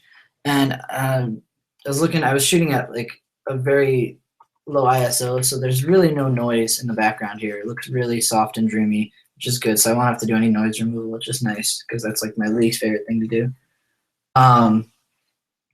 But yeah, you guys have been quiet. I hope you guys are all enjoying it so far, and maybe learning stuff. I don't know. I'm kind of just doing my normal routine. But if anyone has questions, feel free to just drop them in the chat because I love answering questions and I like being able to help you out if you need it. Other than that, I'm just going to move on. I'm going to start trying. Actually, next thing I'm going to do is get rid of this. I'm going to blur this out. So I'm going to do that, but I'm actually going to, I like to work non-destructively. So I'm going to click Command A, which selects everything, my entire image that's visible. And you can click Command Shift C. Again, I talk Mac, so if you have a PC, usually you can substitute Command for Control like 90% of the time and still be right. But every now and then, there's some weird, funky things that they do differently. But yeah, I'm going to do Command Shift C and then Command V. So Command Shift C copies everything that's visible beneath the layer that you currently have selected, which I'm selected on the top layer, and V. So boom, I have this beautiful, I can turn off all these other layers and I'm stuck with this layer here that is a copy of everything that I've done so far. So yes,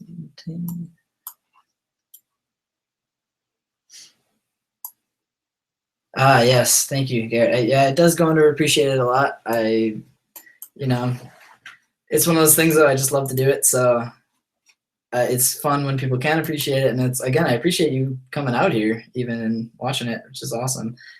But yeah, so next thing I'm going to do, now that I have a brand new layer, is I'm going to click Command J and make an exact copy of it. Again, because I like to work non-destructively, and I like to kind of like, usually when I do this, I think of it kind of in stages. So like I've done all these edits previously, and if I need to, I can go back to the original that I had, but I like where I'm at. So I kind of like, I turn off the rest of the layers, and I like to see where I'm going from here on out. And what I can even do is make a folder of all of these guys that I've done earlier, and that way I can kind of, oops, there we go, move them into the folder. That way I can kind of get them out of my eyesight and just work on the new section of the image. So going into this, on this brand new layer duplicate that I've made, what I'm going to try to do is I'm going to try to make this little lump of log go out of focus to match the rest of the log. You're a little lump of log. I'm not a lump of log. Yes, you are. Shh. I am going to go up here. You go to Filter, Blur, conveniently. And Gaussian Blur is the one I use the most. I know there's a lot of different options of how to blur an image, but the Gaussian Blur mimics the blur that you get from having something out of focus in a lens. So it's the most accurate for doing something like this. So I'm going to go ahead and do that. And it's a good thing I've got a whole separate layer here. So if I blur this to be about as blurry as these areas were before, I might go even a little higher. Probably something like that. The rest of the image looks blurred too right now, but that's okay. Because what I'm going to do is just click OK. All right, and then I'm going to put a layer mask on it. And I'm going to use a black layer mask, actually. So it's actually going to hide everything on this image. So boom, you can see this image that I had before because it's hiding the entire blurred layer. Now, to bring back this nice and blurry area here, I can go and switch my brush color to white and paint white on this black layer mask so it's slowly revealing what's on this layer. So we go into here, and I'm going to make my brush a little smaller. And actually what I like to do with my brush, especially I'm using a drawing tablet right now, which basically can record, pen pressure and angle and things like that. So it gives me a little bit more control. And when I go to flow up here, it's kind of hard to explain, but think of it like opacity is how opaque or not opaque it is, right? Or translucent, I guess, is the opposite. And as you paint over with opacity, though, you can see the lines where you painted over. So I'll just really quick to illustrate this. If I have a black brush and I have 100% flow, but like a really low opacity, and I paint mark, you see how it barely covers up this grid behind it, but as I paint new lines, it starts to overlap. However, I don't like when it overlaps because then you can see where you've painted extra lines, and it's kind of obnoxious. On the other hand, if you go to flow, well, right now I'm at 100% opacity and 100% flow. But if you lower your flow down, especially if you do it low, think of it kind of as like having less paint on your paintbrush, or like having a more like wet, saturated paintbrush. But then the more you paint over it, you notice how it blends it more smoothly as I'm coloring these areas. And you don't get those hard lines showing where you've painted before and things like that. So I like using a softer flow because it builds up nicer and it doesn't look as like, I don't know, rigid. So if we go back to what we have visible, and I'm going to make my paintbrush white, which it is right now. I'm going to do kind of like a wider, softer brush, because right now my brush has a hard edge. I'm going to do a softer brush. In case I paint outside the lines, it gets a little bit more fuzzy towards the edges, so it's less noticeable if I screw up, basically. And usually you can kind of get away with painting out of the lines a little bit, especially since I'm going to have a really low flow, so it's not going to apply a lot of paint as I paint, but I can paint over it and build up on the areas that I care about. So yeah, we'll close this, and we're just going to go ahead and start painting in the white. And you can see it's getting blurrier as I paint it. Again, I'm sorry if my screen on the stream is blurry, but I'm just going to try to get it to match the blurriness of the rest of the log. And yeah, it takes a second or two, especially because I have the flow on such a low number. But I'm really starting to like that. It's still a little bit visible, but I'm okay with that, especially because like where the focus is, it makes sense for it to be slightly more in focus than the rest of the log. Hence why it was in real life. But I just, it's an eye trick right now. I'm just trying to make it so that your eyes are going to look here and not really care about this one little divot in the log. So, and if you look on my layer mask here, you can see exactly where I've painted. And again, see how it's really fuzzy on the edges? And that's just because I'm using a fuzzy brush with a low flow. All right. So yeah, I've kind of painted that area out. I like it, how it looks a little bit. If I had overdone it with the blur, which I didn't, I actually really like where it is right now. But if I had, I could always just lower the opacity of the layer itself to slightly bring back some of the detail. But I'm just going to go back to where it was.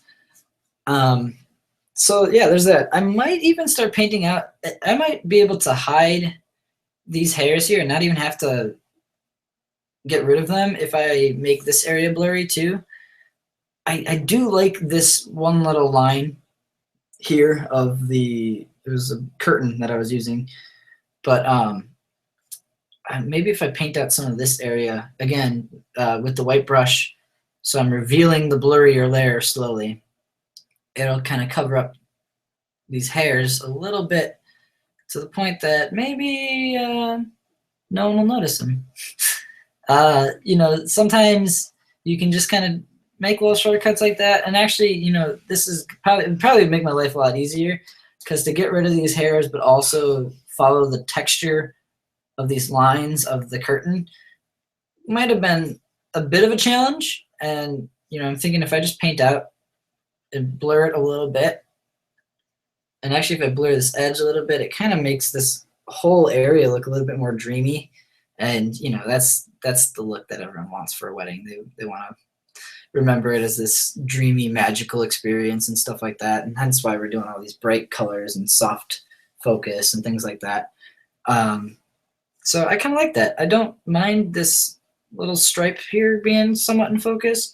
There is the hair right there on the stripe, which I will still take care of. But the stripe, I see it as a leading line. I see like the focus here brings my eye up towards the ring. If I, for some reason, it's again, with photography, you want to keep people's eyes on the page as long as possible. And to do that, you've got to have different areas of focus that attracts their attention. So right now, as a photographer looking at this ring, first thing I look at is the very center of the ring, right here at the diamonds, because that's the A, where the focus is at, and B, it's very bright and sparkly, and how can I not look at the diamonds first? But then you kind of can follow this sort of, pattern up here, takes you up to these pretty flowers over here, to these flowers down here, across the word ever, and then you can kind of follow the little loop back. And I like having this line here, because when your eyes follow this loop back, you hit this line and it draws you right back up to the ring. So it's just trying to keep people's eyes on the page as long as possible. It's usually the trick to a lasting image. So yeah, okay. Boom, I like it. I like what I did with the focus there. We'll just turn the layer off and on to show you, kind of what happened one more time. So that's with the layer off. Super, like, very distracting, sharp chunk of log. And then if we turn it back on, it softens it up, blurs it nicely, and I like that. Okay. I'm going to go ahead and I'm going to do my whole Command A again and Command Shift C, copy everything beneath it, and then Command V. So I've got a brand new fresh layer. Again, I can turn everything off, and this is what I'm left with. And now I'm just going to actually go ahead and get rid of the sensor spots and these hairs. So to do that, there's a few tools I like to use. Easiest one is your healing stamp or your healing brush, and you get this nice little brush and you can zoom in on the areas that you want to get rid of. Oh, I zoomed in a lot, but I don't even know, this is such a tiny little detail, but it's a little spot here that I can get rid of it, and boom, it's gone. You just kind of paint it out, and sometimes it takes it a second, but yeah, there we go. And I actually don't like what it did because it tried to get rid of it, but it left a little bit of the curve around it and stuff. So I'm going to do that, and I'm actually going to go to a different style of healing brush tool. This is the spot healing one, which does a good job, but let's see. Does a pretty good job, but I'm going to try the patch tool, which if you actually no, that's not the one I wanted. Sorry, I lied. I keep forgetting which one I use.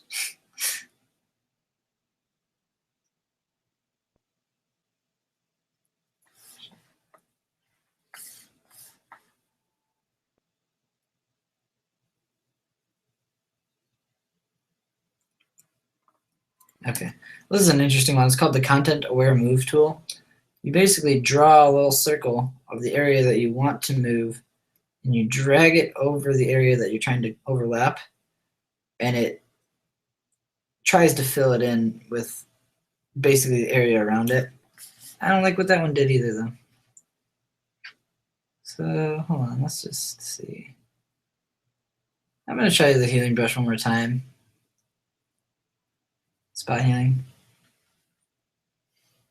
I'm just going to try to make sure I encompass more of the dot.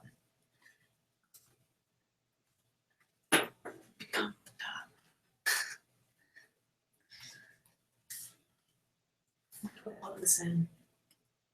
What? We'll find a room to plug in my phone because it's dying. That's a shame. All right. Okay. All right. Well, that did a better job. Okay, cool. That works. But we got a whole bunch more of these dots over here that are driving me nuts, so paint them out, get rid of them. Here.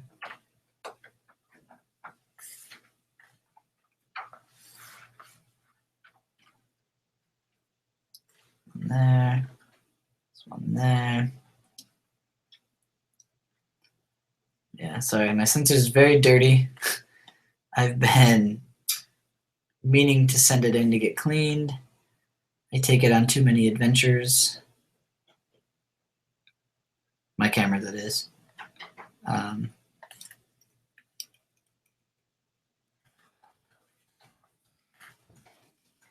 So yeah, getting rid of these spots, it's part of the tedium of editing. Usually it's like my least favorite thing to do, which is why I definitely need to get my camera cleaned. But, until then, this is what I have to live with. Yeah. Also getting a little confused because I need to clean my computer screen. I keep seeing dots on my screen that aren't actually in the photo, but it happens. All right. I think I've cleaned up most of the mess that I can live with. One thing I can do, see, I tried to use the spot healing on this little dot here, but I'm not a fan because it didn't quite follow the grain of the wood. So then I can use my clone stamp tool, where basically you select an area of the image by clicking Alt. So I'm clicking here. And now as you see, as I move, it's taking that area and it's moving to wherever I click it. And you can kind of feather it in a little bit. Actually, I'm going to lower the flow. So you can sort of paint it in comfortably. And yeah, you can never even tell that there was a spot there now. So voila. All right. I'm gonna go back to the whole image. I'm gonna go find this little hair down here that I'm not a huge fan of.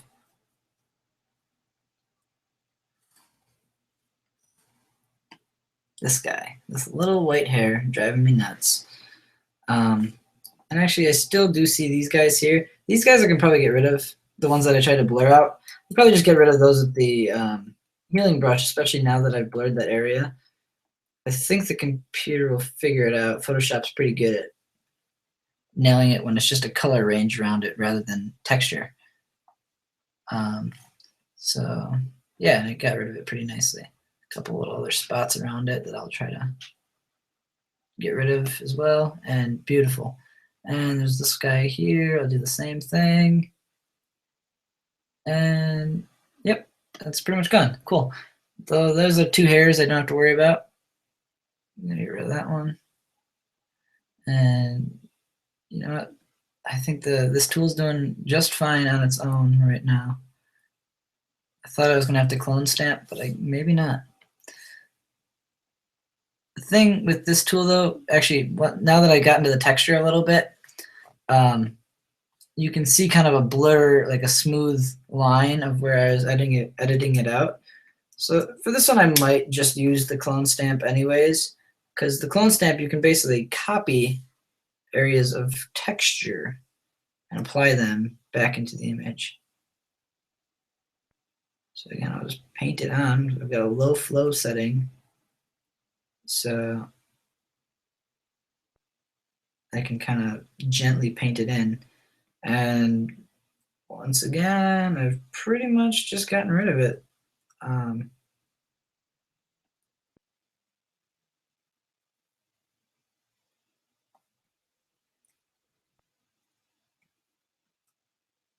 Trying to pick an area of it that actually fits the angle of the texture. So boom, no more hair. Nice. So that's another huge step of this image, pretty much complete. So then we're going to zoom out, take a look, see what else we can do. Actually, there's one more little area. Sorry if I got your hopes up and that was a boring part of this tutorial. But this little red I kept seeing too. I'll get rid of that. Use the healing brush again. Yeah, I got rid of it. Nice. Okay. A couple of these little spots, maybe. I don't think these are my sensor. I just think that there was some weird grain in the wood or something that looked a little unnatural. So I got rid of it. Nice. All right. So we're going to zoom out. All right. I'm liking what this image is doing. The last thing I really want to do to it is I want to sharpen it a little bit, but I don't want to overdo the sharpening just because, you know, there's a lot of out of focus areas in this image, and sharpen that just sharpens basically nothing. It sharpens the edges and it makes it look really fake, and like, I just think it looks like some weird alien stuff. So I don't like that, and I don't want that to happen. So what I'm going to do is I'm going to this is something I was just learning the other day, so bear with me if it doesn't happen all the way. Again, I have an action that kind of does it for me. In fact, I'm going to run the action just to see what it did, and then I can describe it better after I see what it did, because I literally just learned this.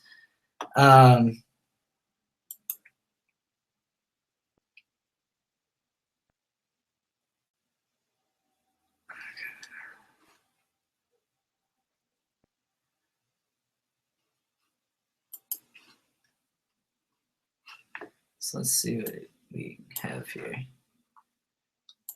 Okay, so he did.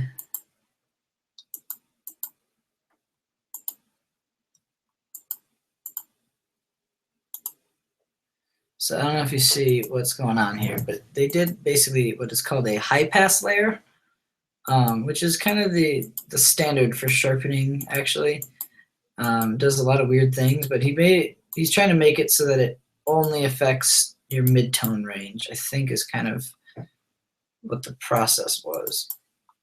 Yeah. Okay. So it's gonna go back to that blend if that I was talking about before. So I'm actually gonna undo everything that I just did with that action, and then I'll do it step by step, so it makes a little bit more sense. So we're gonna go back to this guy.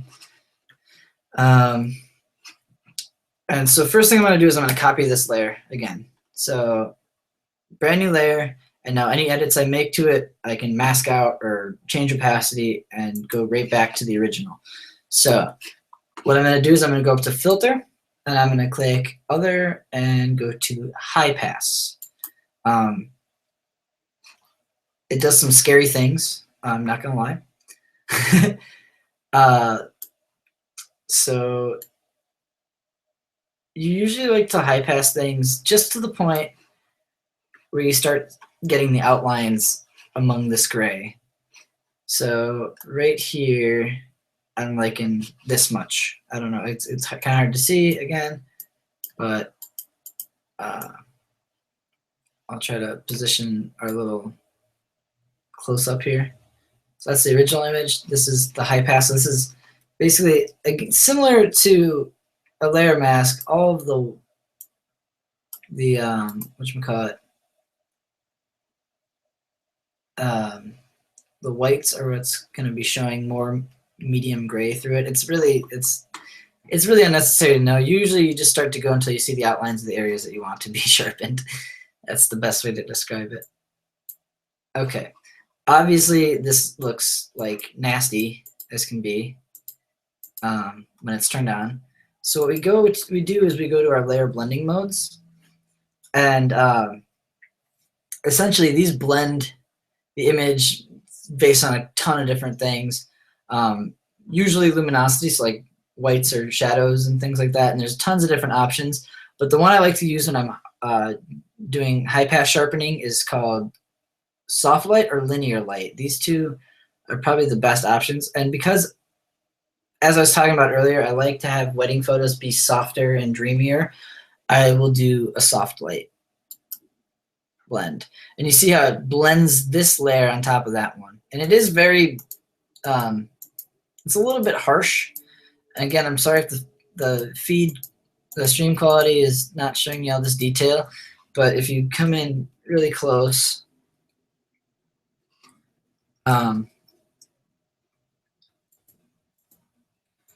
it's doing a lot to the ring, and it's also doing a lot to the background here. So what I'm going to do then is take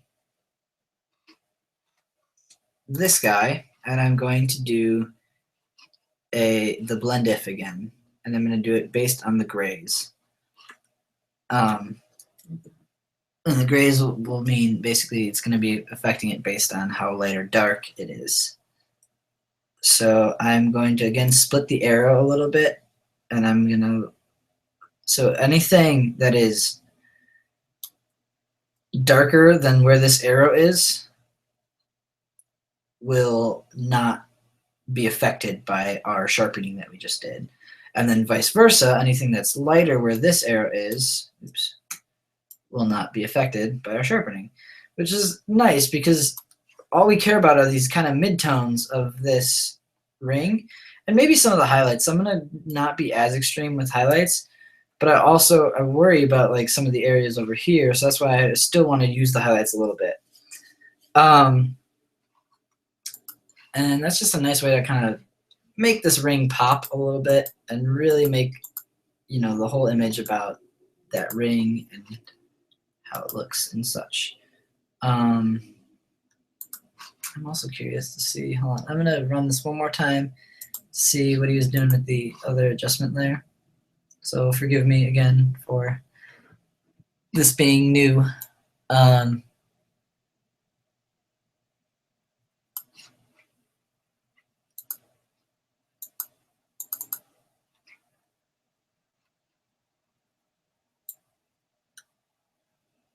So put the midpoint on the curve.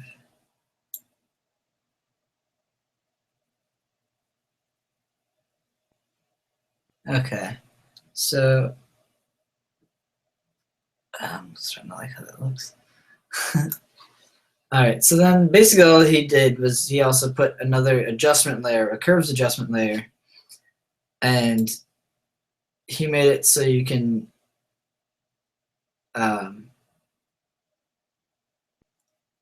let's see. Is it just that's all he did?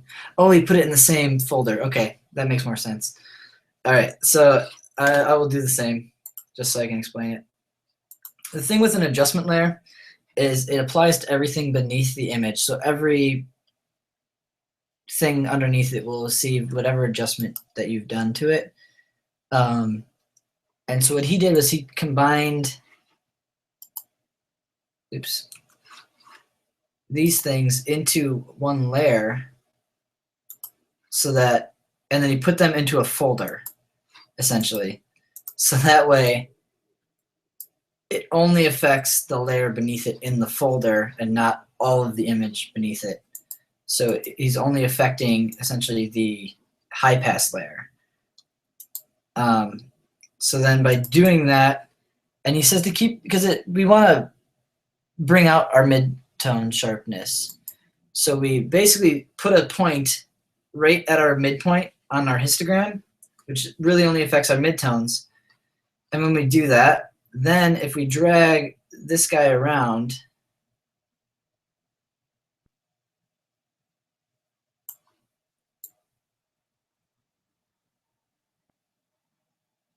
oops, oh, I'm on RGB, not gray, sorry.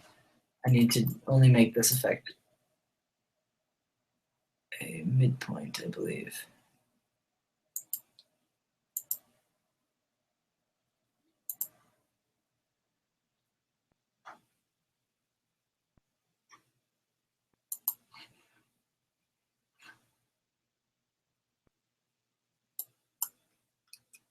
All right.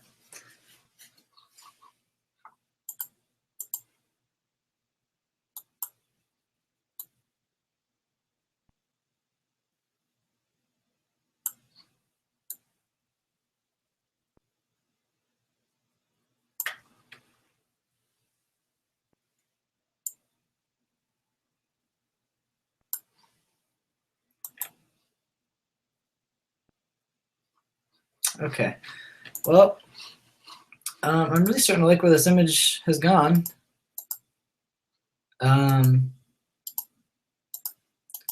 So this is kind of, yeah, let's see. Like, I'm actually going to save this really quick as I've edited it. And then I'm going to bring it back into Lightroom. Actually, just by doing Command S, if you've exported it from Lightroom to Photoshop and you just hit Command S, it'll save a new like working document into Lightroom for you. So it should be there now. I've finished saving. So I'm going to minimize this guy, go back into Lightroom, and I'm just going to toggle back and forth between this image and the original, just to kind of show you how far we've come. So let's see.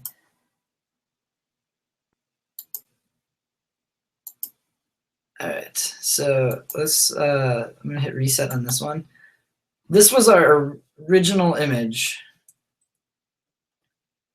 All right, so this is the very first image I had when I started, and this is the brand new, pretty much fully edited image that I will now be giving to the bride and groom.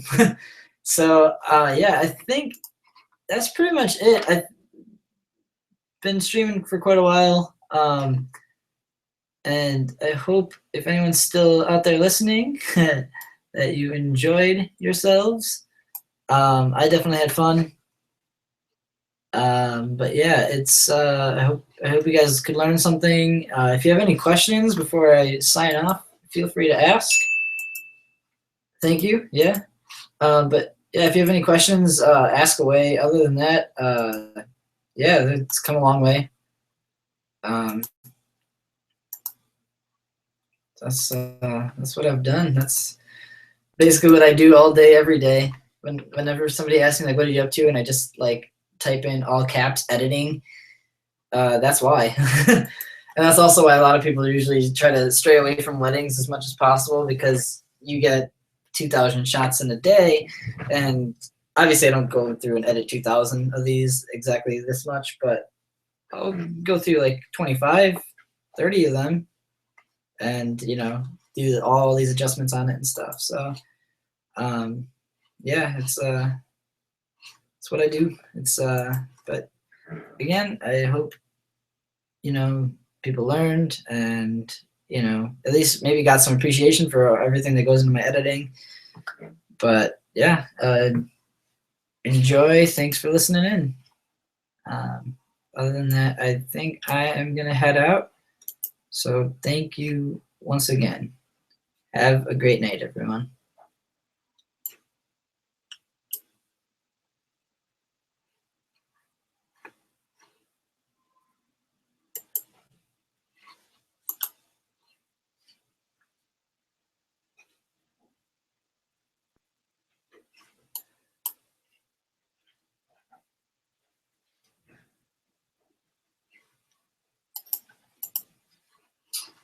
Dude, sorry for making noise.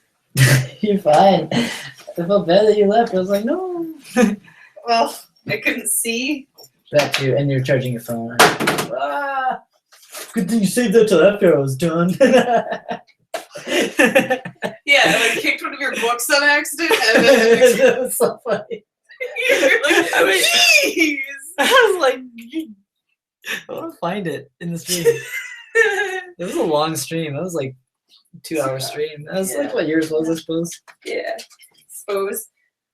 Where? You see my final image? That's beautiful. Look at, hold on, look at. How sparkly it Hold on, is. I'm gonna get rid of the middle one. And then I don't know if you heard, but oh shoot, I was really giggling to myself at one point. Here, original. Oh God. Mm-hmm. It looks so much better. Right? It has color. I'm gonna share a thing on Facebook and let everyone know what they just missed. And then I'll post like this guy. You should like have a brief summary of what you did, the 2 pictures, and be like, also Kelsey dropped a book.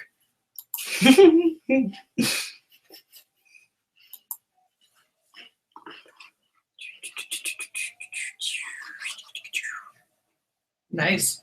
What am I doing? Movie files. I don't know, but I like that.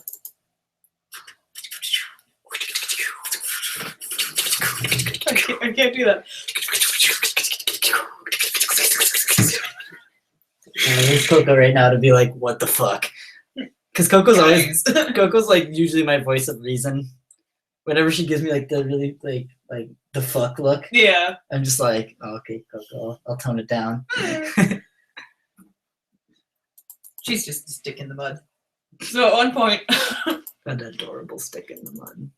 I was giggling Mm-hmm. to myself because I've been researching a little bit, and I'm looking into like stuff that'll help me with my Catawampa story, which brings me to a couple like key individuals. Okay. I was looking at pictures of one of them in particular, and now just go ahead and open it up, and then my code is 8843.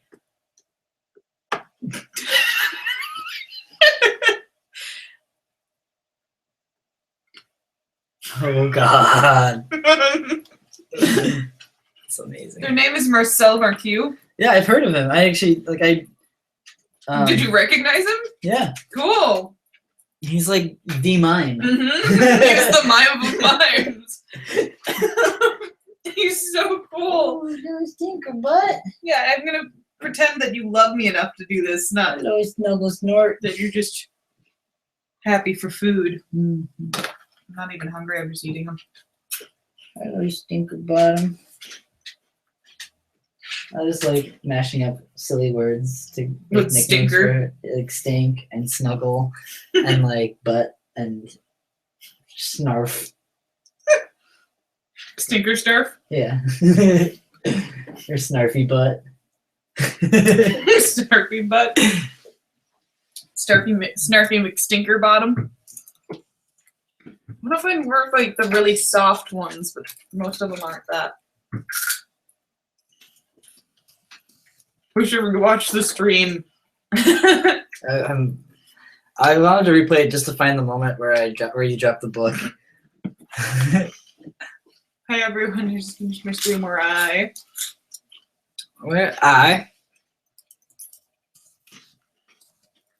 lovely ring shot. Actually, I'm gonna do this on my photo page.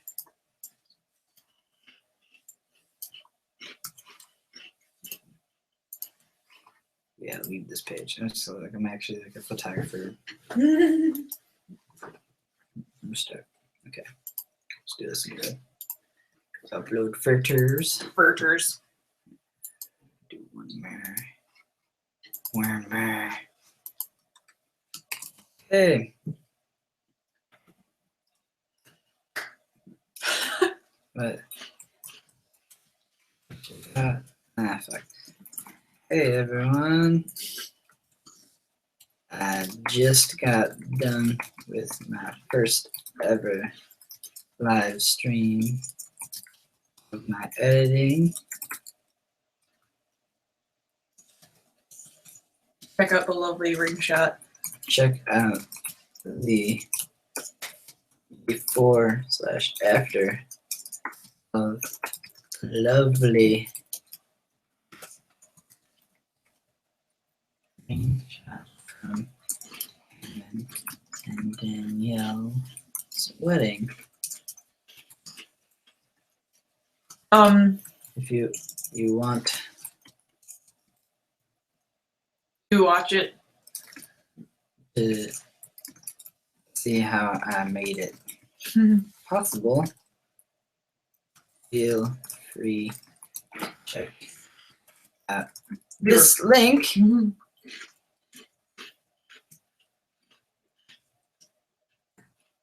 Oh shit, that's right, I copied that. Whoops. Fucked up, Kelsey. I done fucked up. Always fuck up. I always done fuck up. Check out this link.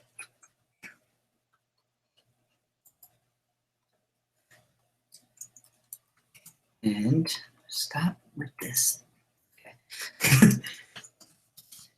And stop by Wednesday nights. I'm actually, he has me streaming at the same time as you. Just in case we wanted to like Yeah, collab. cool. Around 5. Around 5 p.m. to see more lovely photo editing. Ask questions and share comments. Thanks, loves.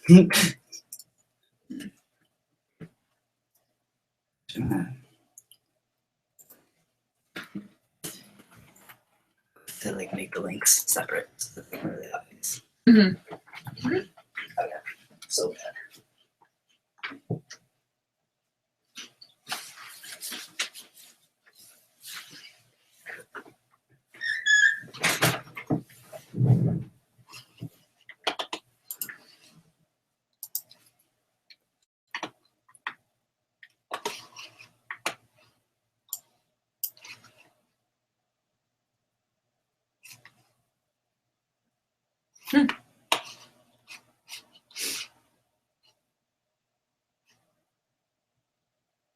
Pretty sure this is still streaming. Not photos. Exit. Since my personal page gets way more traffic than my photo page. Pretty sure you're still streaming. Oh, Cool.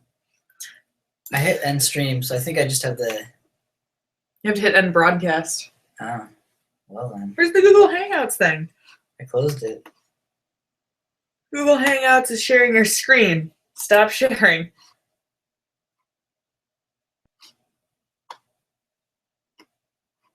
Did it show like all of the Facebook? Yeah. That's funny.